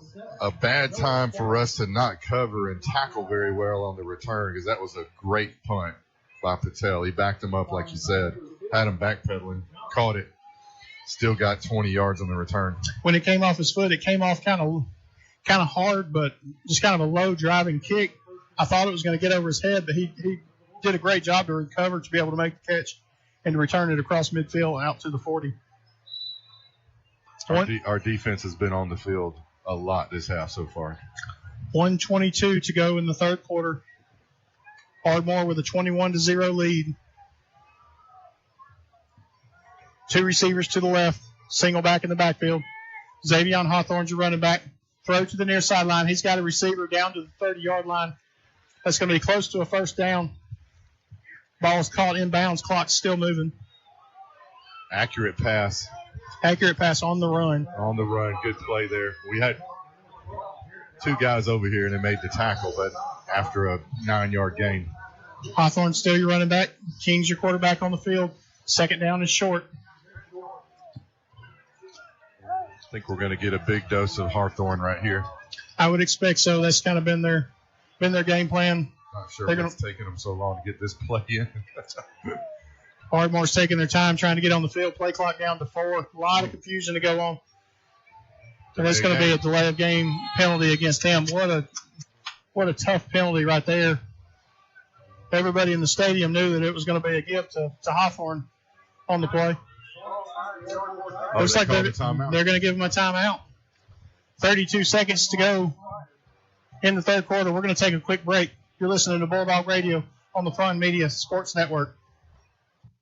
There's plenty of choices when it comes to beverages, and there's plenty of stores that sell beverages, but only one has all the beverages you could want. Tucker's Beverages, 2201 Highway 67 South in Somerville and Bethel Road in Priceville. It's your first for thirst stop on Highway 67. Open daily from 9 to 9, Monday through Saturday. Call ahead at 256-822-2000. Tucker's Beverages, Somerville and Priceville, with a cold beverage to quench your thirst. It's time to improve your life by improving your hearing. Quality Hearing Healthcare provides you with the highest standard of hearing care with excellence, integrity, and personalized service. From hearing screenings to helping you select the right hearing technology to fit your lifestyle, Quality Hearing Healthcare offers the finest selection of high-quality hearing aid services. Call today for a free evaluation appointment with Rachel Massey, a nationally recognized hearing expert.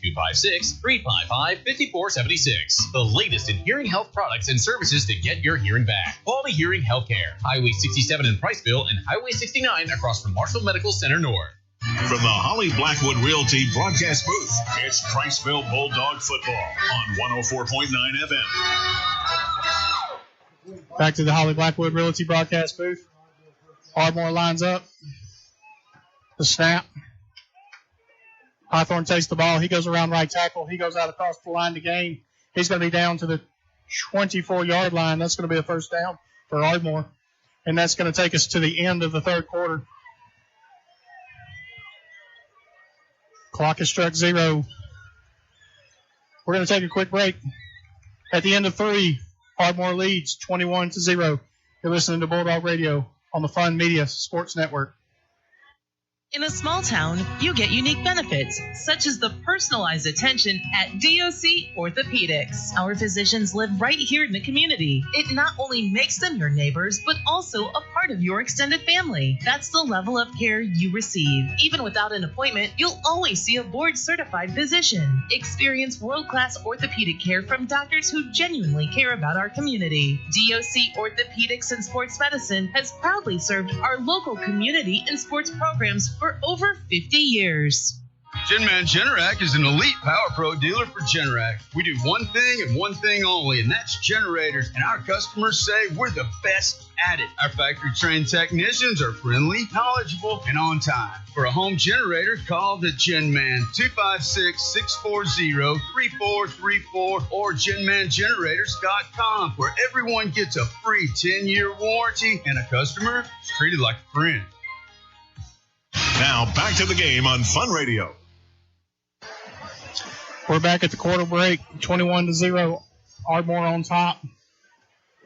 We're seeing some positives, but I definitely think we're seeing some areas of improvement. We're still having a hard time moving the ball, but at the same time, compared to what we saw at Brewer last week, we still got some things that we have to overcome. Yeah, I think one thing I'm noticing too, and I believe Brewer even showed us the same thing. Brewer and Ardmore, they know who they are, and I think we're still trying to figure out who we are. That's right. And they know who they are tonight, and it's not like they're trying to hide it. They're not trying to finesse it. They're running straight at us, and that's the team that they are. Yeah. And when they get out of that, they make mistakes, and it helps us. But for the most part, they're sticking with that, and it's working well for them. We still haven't figured out who we are, I don't think, on offense. First down and 10. Ardmore has the ball. Start of the fourth quarter. Holly Blackwood Realty broadcast booth at Bulldog Stadium. Riddle takes the ball off the left corner. He's wrapped up immediately. He's going to be brought down in the backfield. Cole Oliver with a great tackle there in the backfield. Looks like Cole Oliver is down. He made the tackle. They're going out of the field just to check on him. It's a cramp in his right leg. He didn't look like he made a tackle where he did anything that injured him. Like Bo said, looks like to be a cramp, and he's up coming off the field now. He laid there for a minute. That's just a little bit concerning when the player doesn't really get up, and he kind of laid there. Maybe he just want to take a quick breather for a second. Okay, so we've got 2nd and 14, and they're gonna give us 3 doses, I believe, of what they do best. 42's on the field. Javian Riddle, your running back, lined up. King's your quarterback in shotgun. Single wing formation. A snap. That's going to be a direct keeper by King off the left side. He's got Bulldogs in the area. He's going to pick up maybe 4 yards on the far sideline. Javian Riddle. Great tackle by Thomas Ferguson there. Yeah, absolutely. And Hudson Eubanks was there as well. He fought through his block, so good tag team on that one. Javian Riddle just took off across the left side as the lead blocker for King, and that was just a quarterback keeper all the way. 3rd down, 8 yards to go. 10:57 to go in the game. Ardmore on top, 21-0. We need someone to bust through this line and disrupt what they're doing here. There we go. The snap by King, the direct snap. He takes it right up the middle. He's going to pick up a few yards, but he's going to be short. That's going to bring up 4th down and 4. Money down. No, actually, money down's 3rd down, isn't it? That's right. I don't know what you call 4th down then. Clock's still ticking. Big money down. Ardmore lined up on the ball. Riddle takes it. He's wrapped up in the backfield for a loss. That's going to be a turnover on downs for the Bulldogs. Flag on the play. The flag on the play. It's got to be a false start or something on them. Flag was thrown right at the line of scrimmage. Let's see what the flag is for. Holding. It's going to be holding against the offense. That penalty is going to be declined. Let's go. And the Bulldogs are going to take over. Good. Hey, shout out to our senior Weston Button. This cat's out here trying to pump up the whole team. He's motivated. He's hollering. He's screaming. And I'm excited to see the type of team that he's, type of teammate he's being right now. Yeah, Weston's a good young man, senior on the team. Was involved in a car accident earlier in the year, and good to see him out there, though, cheering his guys on. First down and 10 for the Bulldogs. Ball to 21. 10-19 to go in your game. Graham, your quarterback, takes the snap. He's looking for a receiver. He's flushed out of the pocket. He's trying to find some open space. Still looking. He throws on the run. Intended receiver was Uriah Burnham. It's going to be an incomplete pass. That's going to bring up second down and 10. Sheldon's doing a good job of escaping the pressure in the backfield, but the Tigers, they've been doing this the whole night. They just putting continuous pressure on him. He hadn't really, I think he's had one pass that's been comfortable, but other than that, he's been on the run. The plays where he's had time and comfort, the receivers have been just covered up. Yeah. The snap, he drops back. He wraps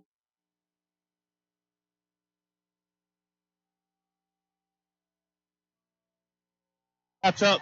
Good game. Good game. Good catch there by Hudson.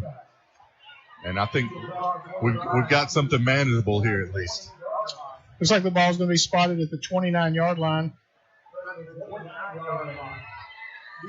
It's going to be third down and 2 for the Bulldogs. Come on, dogs. Bulldogs lined up on the near hash mark. They check back to the sideline, checking the play. All of the Ardmore Tigers are up within the first 3 or 4 yards of the ball. They're looking for a run or something in the flat. Big down. Looks like they're blitzing. He drops back to pass. He looks for the quick throw in and out of the hands of Ty Borden. That's going to fall incomplete. That's going to bring up fourth down and 2. He had the pass. It was right there. It was just off his fingertips for incomplete.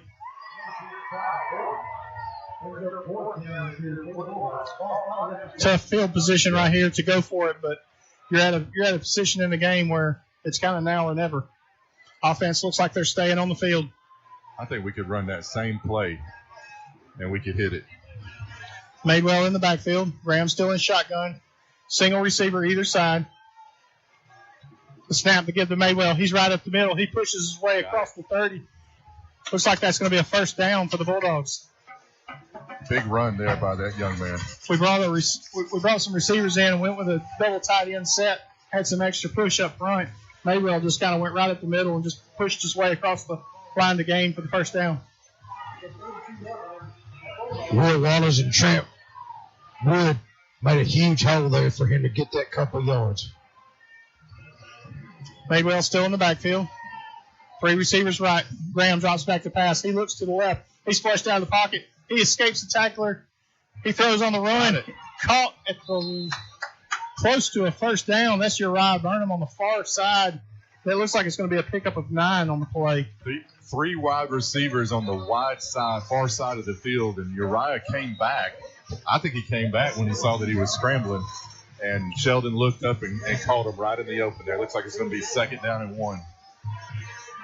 Looks like they may bring the chains out to measure this. They're looking at it close. It's right there at the line to gain. You know, Graham got under pressure and he got wrapped up and he was able to shake the tackler off his foot. Yeah, it is proven that he's stable on his feet when he's scrambling. It takes a lot to get him down. Second down and 1. He drops back to pass. He's looking for a receiver. He throws to the far sideline. We've got another flag on the play. I wonder if they're going to get us for an illegal man downfield. Let's see what the flag is on the play. 8:18 to go in the game. Holding against the Bulldogs. That's going to be a 10-yard penalty.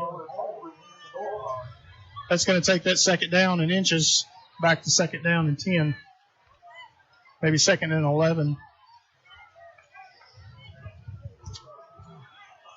Oh, just another untimely penalty for us.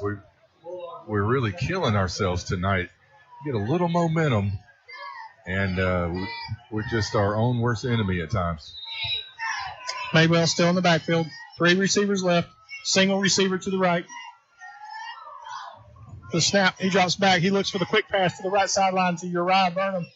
That's going to be caught for a pickup of about 5. It's so fun to see the wide open offense that we're trying to run. Obviously, we're in a desperate situation here where we're trying to score a lot of points within a little bit of time. But just to see all the wide receivers out there and a quarterback that's delivering the ball, it's exciting. Cooper Clark checks in. Hudson Eubanks comes off the field. Graham in shotgun. 3rd down and 5. He's under pressure. He throws to the far sideline. That's Uriah Burnham. He had to come back to the ball. Graham was under a tremendous amount of pressure by the Tiger defense. He kind of had to get rid of that one in a hurry. I wonder if we have a screen in our arsenal of plays. You know, the Tigers has run that screen about 2 or 3 times and Yes. they caught us off guard. Mm-hmm. And they're rushing so hard up the field. We could really catch them right here, I believe, if we could call a play like that. 4th and 5, ball at the 37. Madewell comes off the field. Bronson Carroll comes back in. Graham drops back to pass. Graham looks for a throw down the left sideline. He's got Ty Borden. Incomplete pass. Just wasn't in the area where Ty could get it. Ty had a little bit of separation on his defenders, but pass just wasn't right there where he could catch it. It's going to be a turnover on down. A little bit too far into the inside of the field. Like you said, Ty did have, he probably had 3 or 4 steps on the defender, but it just wasn't close enough to him to reach it. We turned the ball over there, didn't we? Yes, that'll be 1st down and 10 for the Tigers. They're on the short end of the field. Ball spotted at the 37. 7:33 to go in the game. Tigers line up. 2 receivers left. Single back in the backfield. The give to Hawthorne. He tries to go right up the middle. He's tackled immediately, wrapped up and pushed in the backfield for no gain, maybe a loss of 1 on the play. Bo, he went up in the hole there hard, and he delivered a blow, but Brody Collins took it and pushed him back. Yep, the Golden Logger made sure he knew that he was there for sure. 2nd down and 9 for the Tigers. You know, you expect them to keep the ball on the ground right here and keep that clock moving. Absolutely. Single wing formation. Single back in the backfield with King. The snap. The give to the running back. He comes to the near sideline. It's Hawthorne. He's out to the 35-yard line. He may have fumbled the ball.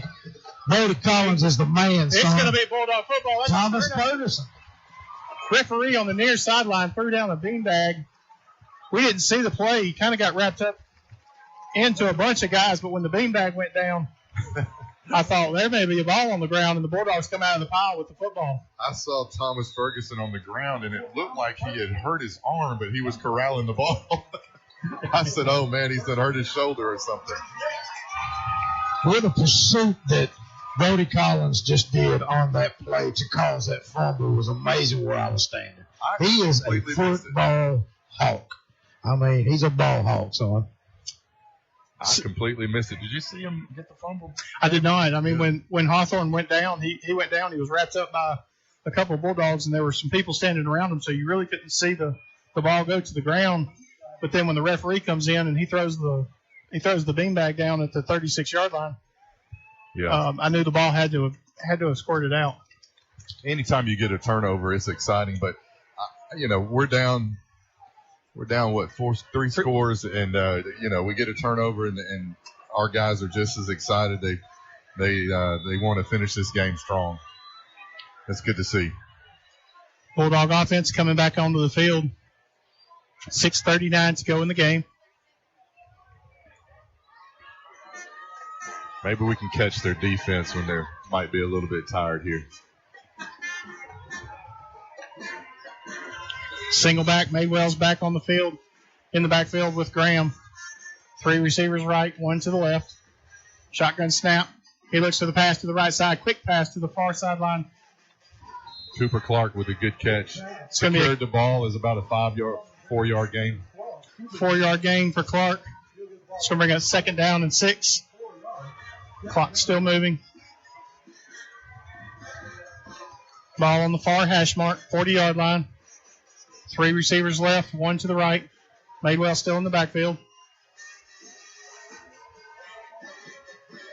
Graham takes the snap. He drops back to pass. He's under pressure. He flushes off to the right side. Looking to the far sideline. He throws on the run. He just throws that one away. He had Uriah Burnham down about 15 yards, but he throws it across the line of scrimmage to stop the clock and throw it away. That's going to bring up 3rd down and 6. You know, David, one thing I'm noticing, we've got Madewell in the backfield. Obviously, we're trying to pass the ball, but he's picking up the blitzer really well. And to be a young guy, that's something that normally comes as you get a little bit older, but he's sticking his nose right in there and picking him up great. Giving Sheldon a lot more time to throw the ball. Madewell goes in motion in the flat. Quick pass over to Madewell. He catches it. He spins off a tackle across the 40. He's out to the 45, out to the 46. That's going to be close to a 1st down. Great play by Colton Madewell. Defender's down. Whoa. I guess he was just laying on the running back there. Madewell comes up hobbling just a little bit, but he caught that ball in the flat. He was met immediately by the Ardmore Tigers. He spun off that play, and he was able to get across the line to gain. So that's going to be another Traditions Bank 1st down for the Bulldogs. Madewell to the sideline, coming up a little gimpy there. I know he's got a little bit of a banged-up knee. Xavier Camel, your running back. Ball on the near hash mark. 2 receivers either side. Draw ball goes in motion. The snap. Graham rolls back, rolls out to the right side. He throws on the run. He throws in traffic to Cooper Clark, and that's going to fall down incomplete, bringing it up 2nd down. Cooper was open earlier. If he could have delivered it a little bit more, and the linebacker or safety nearly made a play there, 14. Just thrown a little bit too late. Ball still on the near hash mark. 3 receivers right. Tide Borden, your near side receiver, 1-on-1. Xavier Camel, your running back. Graham takes the snap. He drops back. He looks for Borden on a quick pass. Defender made a great play. Stuck his hand right in front of Tide Borden, and he punched the ball out on a quick curler out. Yeah, that young man, number 11, I'm going to get his name because he's made a lot of plays. Braden Atkins. He's a junior. He's done a good job. Got his hand in there and did a good job without pass interference. Knocked the ball down. 3rd down and 10. Graham still in shotgun. Play clock winding down. He drops back to pass. He's looking for a receiver. He's flushed. He's got a man. Oh, that's going to be close to a catch. It looks like that's going to be a completed pass for the Bulldogs. Great catch there. Cooper Clark ran all the way across the field. I thought he was going to call a pass interference. It should have been maybe, but he made the catch even despite that. He was almost all the way on the ground when he made that catch. 23-yard pass. That's going to be a Traditions Bank 1st down. Graham wants it all. He's throwing it on the near sideline. Tide Borden up. He catches the ball. That's going to be a touchdown. Yes, sir. 29-yard touchdown from Sheldon Graham to Tide Borden on the near sideline. What a pretty pass by Sheldon.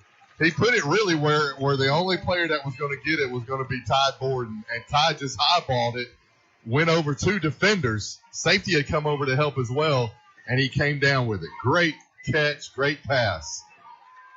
21-6 your score. Ray Cathy, your kicker. Bulldogs lined up for the PAT. The kick is up, and it's no good. 4:55 to go in the game.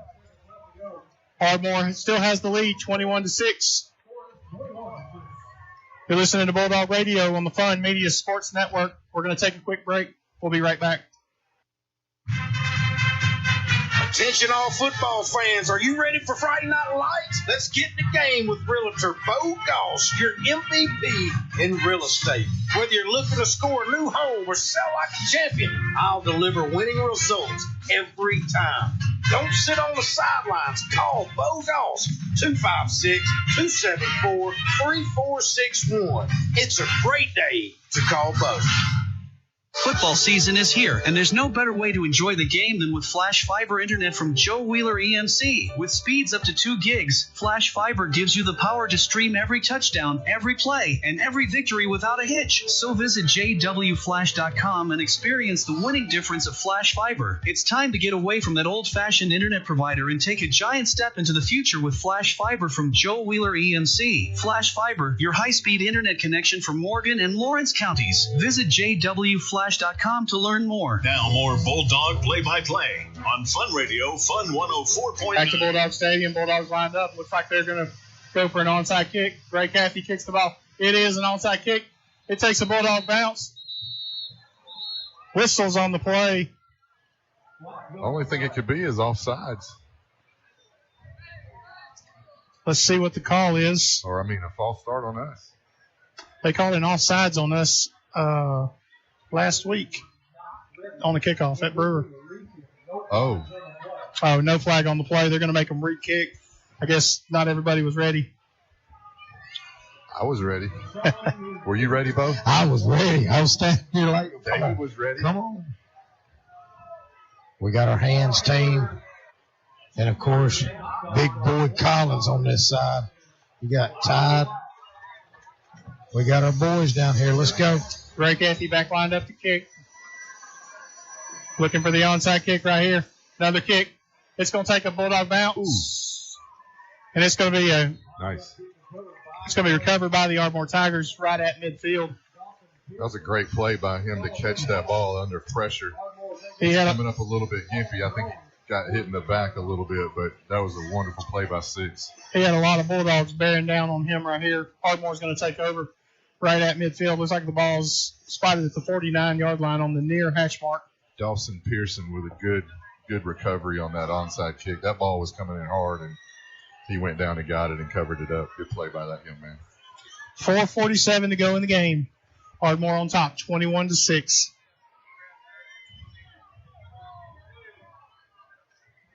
I like that our defense is out there, Bo. We're ready to roll. I sure would like to see an interception right here. Got 2 running backs coming back out. Yeah, I know. Fumble. I think it's clear what they're going to do. Hawthorne, Riddle, 2 running backs. King still lined up at quarterback. The snap, they give to Riddle goes around left end. He's going to make it across midfield down to the 48-yard line. That's going to be a pickup of 3 yards, bringing up 2nd down and 7. Strong tackle by our defensive line. Strong group tackle. 42 got his leg. Riddle is down on the field. Oh, I hope looks like they're going to take a quick. While we've got a timeout on the field, we're going to send it over to Travis Lane for the Gilbert and Baugh forward in-game scoreboard. In-game scoreboard. Here's your Gilbert and Baugh Ford in-game scoreboard update. Fife over Collinsville, 42-10. Athens over Coleman, 17-7. Jasper leading Decatur, 35-0. West Morgan over West Limestone, 22-7. Winston County on top of Tanner, 50-zip. And in college football, Indiana leading Western Illinois, 7-7-3. This is Travis Lane on the Fun Radio Sports Network. Back at Bulldog Stadium, Holly Blackwood Realty broadcast booth. Looks like Javian Riddle just kind of got banged up on the play, maybe had some cramps. They were trying to stretch him out on the field, and he's walking gingerly to the far sideline now. Bulldog defense is already back on the field. They're kind of – there's a little bit of energy down there, Bo. Yeah, there is a lot of energy right now. There's a lot of – They got a lot to be excited about. That's exactly right. 4 minutes to go. I mean, we're not out of this. We're not out of this. There's a lot of fight in these dogs. A lot of fight. King still your quarterback. 2 receivers left. Single wing formation. Hawthorne your running back near sideline. Ardmore's driving to the right as you listen. Play clock under 10. The snap, the give to Hawthorne. He goes right up the middle. He's wrapped up immediately. He's going to pick up 2 on the play. That's going to bring up 3rd down and 6. No, Coach Parker's going to have to figure out how to manage his timeouts here, because Ardmore, they're going to be trying to run the play clock down as much as they can, let this clock run. What we got here, 3rd and 6? Is that what you said, David? 3rd and 6. 3rd and 6, 3rd and 5. It's going to be really close. Ardmore looking to the sideline for the play. They're going to play this slow. They're going to use up every bit of clock they can. Play clock's down to about 5. They're just now lining up on the ball. If they don't hurry up, they're going to lose it. That's 0. We've got whistles on the field. That's probably going to be a delay of game. I think they called it. Nope, they got a timeout. Okay. That's a timeout on the field. We're going to take a quick break. 3:15 to go in the game. Ardmore Tigers still on top. You're listening to Bulldog Radio on the Fun Media Sports Network.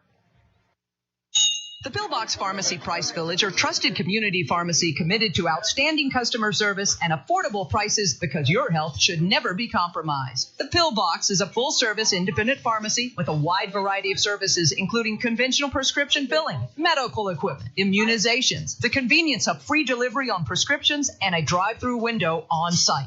Located at 474 Alabama 67 South in Priceville. Experience the Pillbox Pharmacy Priceville difference today. Owen Home Appliance Center has the appliances you want at prices matching their competitors. Find new appliances from well-known brands like GE, Frigidaire, Electrolux, and Hotpoint, along with scratch and dent and gently used appliances to fit your budget. Owen Home Appliance also carries comfortable Franklin furniture recliners made in Houston, Mississippi. Located on the left at the end of the 231 detour at Cateco, or at the end of the Cateco Floret Road. Quality products, quality service, quality pricing. It's in the name. Owen Home Appliance Center. Priceville Bulldog Football, 104.9 FM. Not what we needed. Back at Bulldog Stadium, Ardmore lines up on the ball. King takes the ball. It's a quarterback keeper off the left side. He's got a lead blocker with Hawthorne. He gets around the corner. He's going to step out of bounds at the 21-yard line. Big gain for Ardmore. That's going to bring up 1st down for the Tigers. He was inches away from taking that one to the house, and he just got too close to the sideline and stepped out of bounds over on the far end of the field. Looked like likely last night in the Baltimore-Kansas City game, just barely out. King, still your quarterback. 2 receivers left. Same play. Quarterback keeper off the left side. He lowers his shoulder. He bangs through a couple Bulldogs. He's going to be down inside the 15, down to the 12-yard line. Yeah, 2 big runs by their quarterback. Just simple plays, but they're able to just get to the corner and get enough yardage to really do some damage here late in the game. Our guys are trying, and they're not giving up, but those are just 2 big plays that we didn't need to see happen. This is 1st down now inside the 10. Javian Riddle back coming off the sideline. He's back into the game. 2 running backs set. 3 running. Nope. Looks like 2 running back set. We may be in the Wildcat right here with Hawthorne. Yep, definitely. Riddle looks like he is taking jumbo package. Big men are out there. Ball lined up at the 12-yard line. They're letting the play clock tick down. Game clock is down to 2 minutes. Still ticking. Play clock down to 12. Riddle takes the snap. He follows his blockers. He goes up to the right side. He's wrapped up by the Bulldogs. He's not going to pick up much territory right there, down to about the 10-yard line. Bo, that was the banker in there. Jack Eubanks on the bottom. Yes, it was. He's giving it all he's got tonight. Well, with all of them on defense. Yeah, this whole defense really needs to be praised, man. They're sticking their nose in every play. They're not giving up. There's a lot of fight. A lot of fighting. I was fixing to say the same thing, Bo. You can definitely see that. You can feel that. That's something that we didn't have 100% of last week. I won't say we didn't have fight, because we did last week. I mean, we had to scratch and claw our way in the 4th quarter to move down the field, but we didn't have a whole lot of answers of stopping Brewer last week with their passing game. But here we're kind of standing our ground. We definitely made some adjustments from the first half.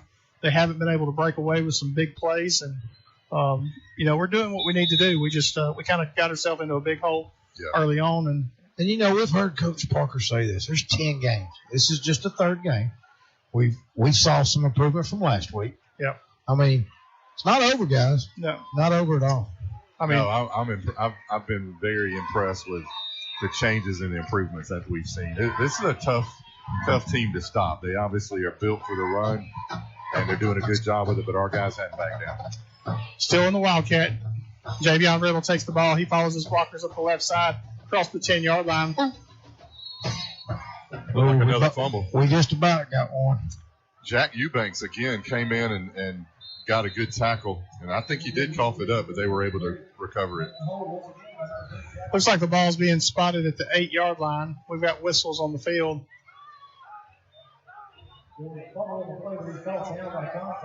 Fumble on the play. Looks like it's going to be a timeout on the Bulldogs. 1:27 to go in the game. We're going to take another break. Ardmore on top, 21-6. You're listening to Bulldog Radio on the Fun Media Sports Network. Open the door to savings. Foodland has featured fresh, hand-cut quality meats at the best value since 1993. At your Priceville Foodland, you'll find a hometown experience and unbelievable prices. Come in and check out our wide variety of produce, too. Great meat, great service, great prices. Open Monday through Sunday, 7 a.m. to 8 p.m. We thank you for supporting your independent grocer. Priceville Foodland, proud sponsor of the Priceville Bulldogs. Behind every athlete is a dedicated Encore athletic trainer, working throughout the week and under the Friday night lights. Encore Rehabilitation wants every player healthy, strong, and injury-free. Encore Rehabilitation is proud to be the official athletic training and rehabilitation provider for the Priceville Bulldogs. Let the rehab team at Encore get you back to doing the things you love. Encore, more sports, more teams, more winners. From the Holly Blackwood Realty broadcast booth, it's Priceville Bulldog football on 104.9 FM. Ardmore with the ball. Javion Riddle, he takes the direct snap. He goes to the left side. He's trying to follow his blockers. He runs into a wall of Bulldogs. Looks like that's going to be down to the 5-yard line. Hey, guys, I'm curious what you think about the running game that we've seen with Ardmore. Will we see a backfield like this the rest of the season? That's this determined to run the ball. Do you think we'll see a team like this? I think next week we may see a tough running game against West Morgan. West Morgan, it'll be interesting to see how their game went. I think they were putting up some pretty big numbers again. We'll see how Makari Johnson did. He had 4 scores last week at the Brooks game, and with West Limestone tonight. We'll see how he does and see how he rebounds. I guess I'm thinking more along the lines of just the sheer size, of their guys. These guys, this is a team that's built to run. I don't know. Now, I don't think we'll see another team with 2 different backs that are that, we may see another great rushing team, but to have 2 backs that are that good, it is equal. You know what I mean? Yeah. One other thing that I've enjoyed seeing is Jack playing the corner, and he's made a lot of tackles tonight. I think that was a great move to move him there.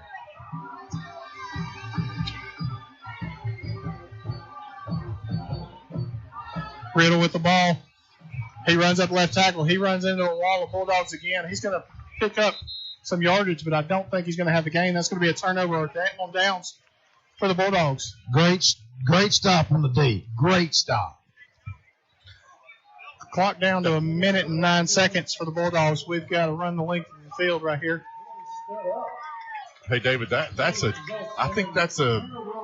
could be a monumental stop there. Yeah. Really, I mean, we're not going to win. We're not going to win the game tonight, but just our guys stepping up and making that stop and not allowing them to get back in the end zone is going to be huge. I think it'll pay off this week in practice and as we head into the upcoming weeks. Bulldog offense coming back out on the field. Ball lined up at the 5-yard line. Graham's trying to get everybody hyped up. 2 receivers either side.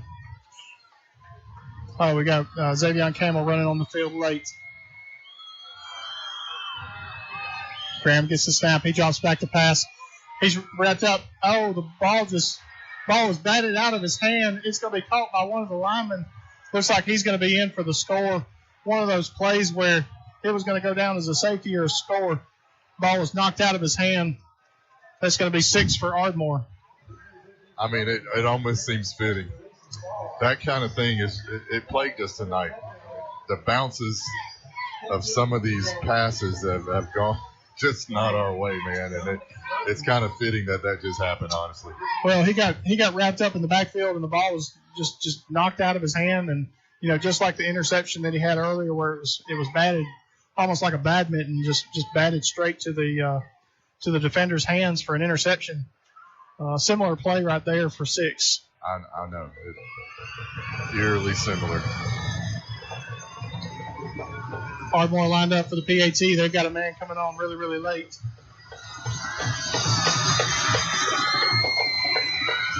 The snap, the hold, the kick. It's up, and it's good. 1 minute left to go in the game. Ardmore extends the lead, 28-6. You're listening to Bulldog Radio on the Fun Media Sports Network. We're going to take a quick break. We'll be right back.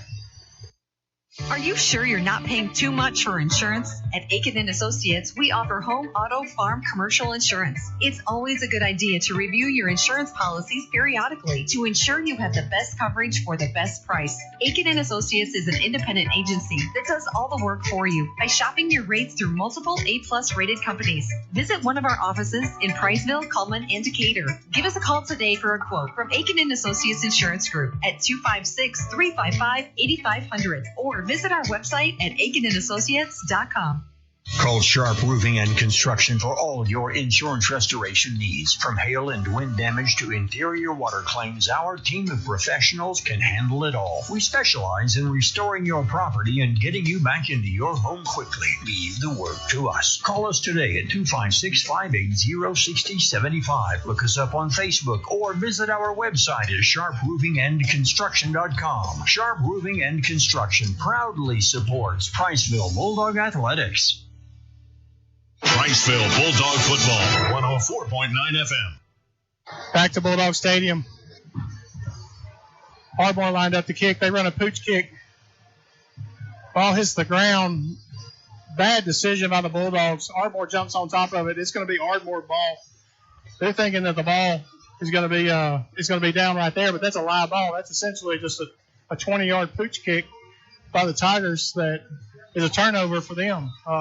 We should have been all over that. The guys have got to know that that's a live ball. Well, we've got to catch that in the air. We've actually got guys standing right by it. They watched it go dead and they didn't jump on it. It was a live ball, like you said. We kind of just lost our minds on that one, I believe. 28-6 your score. Down to a minute to play. I think this is going to be a victory formation for Ardmore. The snap, King just kneels on it, the clock starts. It's 2 weeks in a row we've lost 28-6. Is there any similarities in the two games, do you think? I think there are similarities, but they're different. Yeah. I really don't. I really wouldn't compare the two. Last week, I don't think the run game for Brewer was as effective as it was tonight. They beat us in their secondary. They beat us over the middle. The passing game, Casey Oden for Brewer had a great game in the air. He was effective. He was efficient.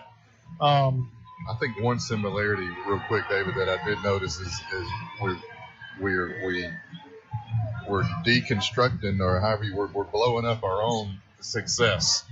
We're blowing up our own success. We had a lot of big plays last week that had to get called back, or we moved the ball last week and this week to get called back, or a drive will all of a sudden, just die because of mistakes that were made. We made a lot of mistakes that killed us. The clocks have hit zero. I'm not going to ask Coach. He's had a long 2 weeks. No, we're good.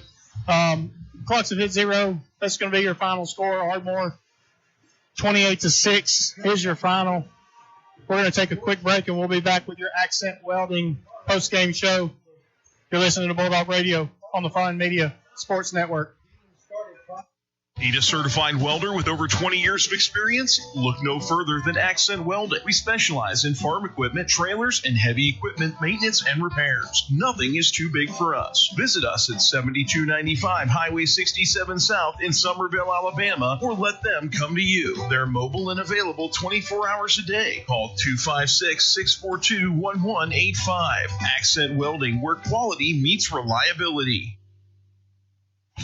Auto parts for makes, models, and descriptions are on the shelf at Discount Auto Parts, Priceville's hometown auto parts stop for over 3 decades. In the middle of town on Alabama 67, Discount Auto Parts is your go-to store. And if they don't have the part you need, they'll get it next day for just about any part. Your hometown independently owned Discount Auto Parts. Open weekdays and Saturday at 7, Sunday too at 8 a.m. Home owned for over 3 decades. Best quality, best service, friendliest folks in town. Priceville's Discount Auto Parts.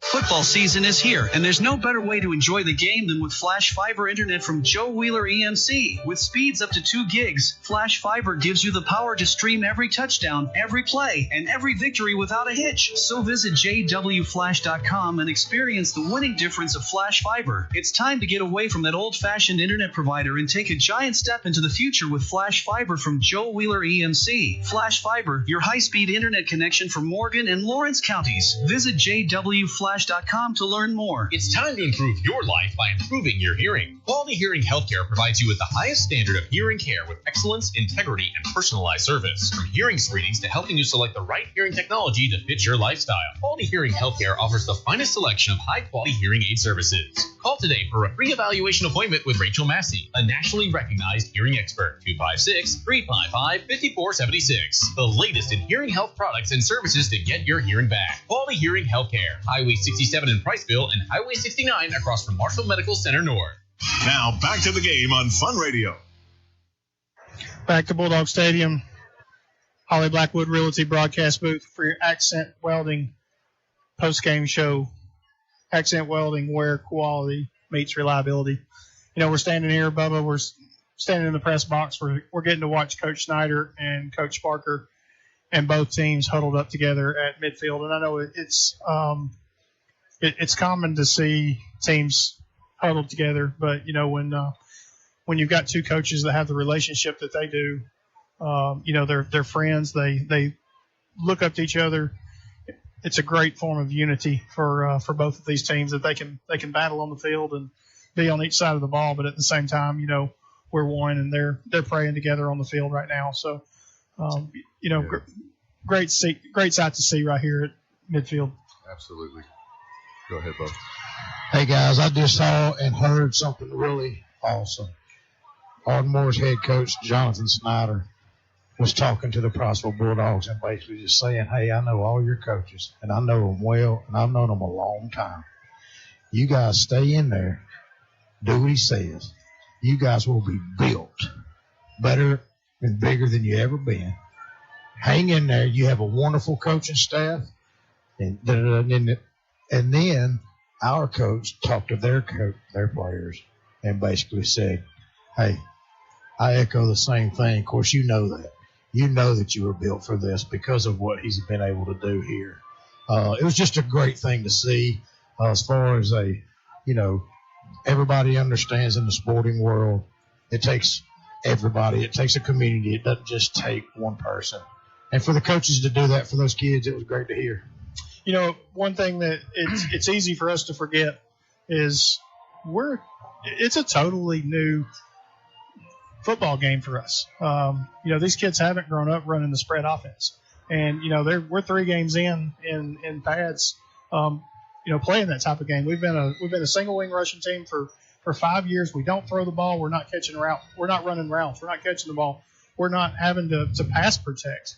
You know, those are all big things that you know we've had to learn this summer, and we're having to learn on the fly because you can't replicate live game reps like you can in live games. So, and David, you and I were talking about this today. I mean, you got a first-year head coach, whole new program, whole new different schemes, there's a lot of new. Yeah. And to see the way that these guys are staying together and going through this together, all the newness, man, I think Priceville's in for something special. Yeah. Yeah, you think about too that, and I'm think I'm saying what you're saying, but even just the lines and the pass blocking is completely different. Yeah. You know, you go from pulling from one side to the other to actually blocking for your quarterback to pass the ball. Yeah. You know, running backs that are used to just strictly running the ball, now they're in the backfield trying to pick up that blitzer, and they're freshmen, you know, a lot, you know, or Bronson's a junior. But I understand what you're saying. You make a good point. It's a team that's got to be built. Mm-hmm. It's not something that's just, I mean, you're not coming into a ready package. We've got to build it. We've got to harness it and grow. And, you know, you go to last week versus this week, we did make strides. You know, are there similarities in the game? Yes. We had some great plays that were called back. We shot ourselves in the foot, whether it be a penalty, whether it be a timely interception. You know, those are plays that some of that happens, but at the same time, you know, we did step up some of the toughness and some of the things that we wanted to see. You know, just the energy on the field. We didn't have that in the second half over. I think one thing I want to mention too is you know, Coach Snyder's been with Ardmore. I think it's 5 or 6 years. You can see that they know what they're doing and who they are, right? Hey, I got Coach Parker here, guys. Just to the point that we don't know that yet. Yep. Go ahead, Bob. Coach Parker, one thing that we saw is the end of the game. It was special to see, special to hear how you talk about your coach, your opponent, Coach Snyder and his team, how he talked to your team. Talk us through that. Yeah, I mean, I appreciate him, man. I mean, it's a hard-fought game. The score really doesn't show it, but that was a hard-fought game on both sides. And, you know, obviously very disappointed with the situation. But, you know, Coach Snyder and them were in the situation I think we're kind of in right now, and you just got to build to it. And so, again, words of affirmation from him. We do appreciate it, but, again, it's no consolation. And, you know, disappointed with the outcome. You know, we got to be a lot better in a lot of areas. A lot of guys got to step up and be more accountable for small things. You know, we talked about it before the game. It's not about the big plays. It's the little plays in between. And frankly, we did not make very many little plays. And so disappointed in that. But, again, all we can do is get back to work, and we'll give it all we got next week. Hey, one thing that we did so when we talked about, Coach, your team has fight in them. They didn't give up. You should be proud of that.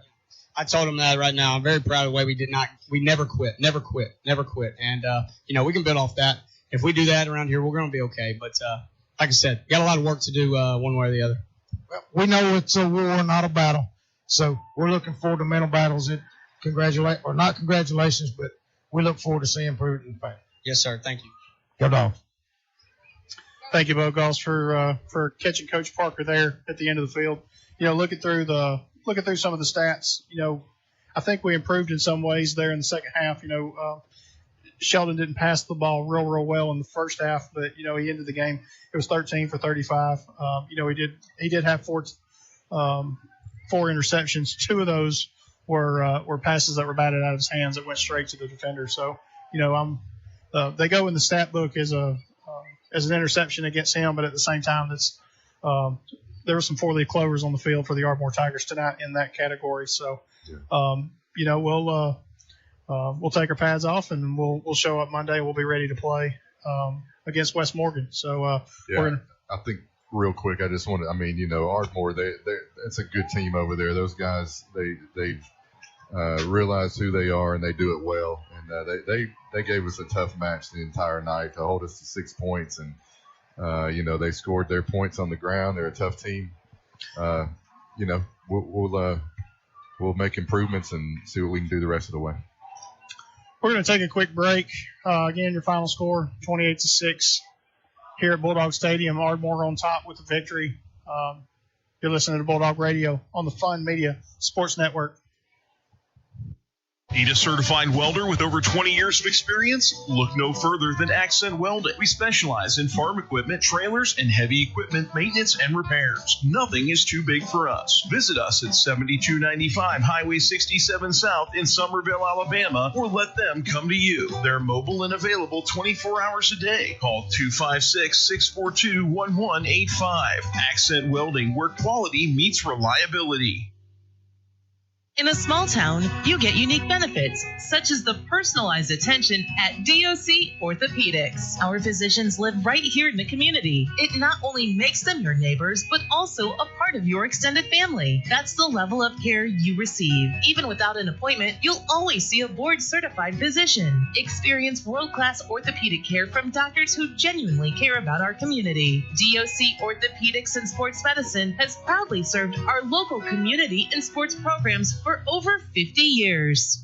Genman Generac is an elite Power Pro dealer for Generac. We do one thing and one thing only, and that's generators. And our customers say we're the best at it. Our factory-trained technicians are friendly, knowledgeable, and on time. For a home generator, call the Genman 256-640-3434 or GenmanGenerators.com, where everyone gets a free 10-year warranty and a customer is treated like a friend.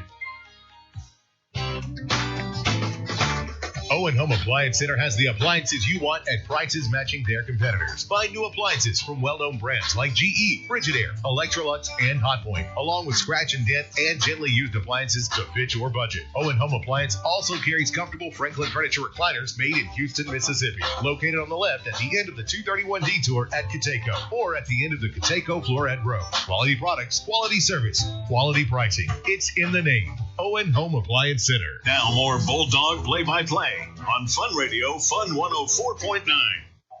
Welcome to the Holly Blackwood Realty broadcast booth here at Bulldog Stadium.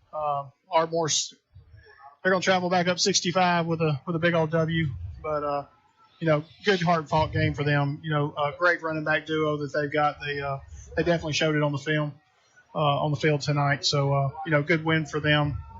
First region loss for Priceville. Next week we're going to travel across the town of Decatur, and we're going to go visit the West Morgan Rebels. They're playing good football right now. They won big at West Limestone tonight. They came out of that one with a 29-7 victory. So 3-0 West Morgan against your Bulldogs next Friday night. Yeah, it'll be fun to visit them and to kind of re-engage in that rivalry. Yeah. And I think we've got a lot to go with this week, honestly, David. Yeah. And I think we didn't get the W, but our guys are learning, and we're learning who we are as a team. Like you said, we've got a lot of new stuff that we're throwing at these guys that are so used to doing something different. And so it'll be fun to just continue with each week and see how we grow. Yeah. And let's go give the Rebels all we got. That's right. Well, guys, thank you for joining us tonight from Bulldog Stadium. You're listening to the Accent Welding post-game show. 28-6 is your final. Bubba Thrash, Bo Goss, and myself, David Sharp. Good night, and go Bulldogs. Go Bulldogs. You have been listening to Priceville Bulldog Football, online at funradioal.com, on the Fun Radio Facebook, Twitter, and YouTube channels, and on the air at 104.9 FM. Presented by Holly Blackwood Realty, Citizen Family Dentistry, Morgan Farmers Co-op.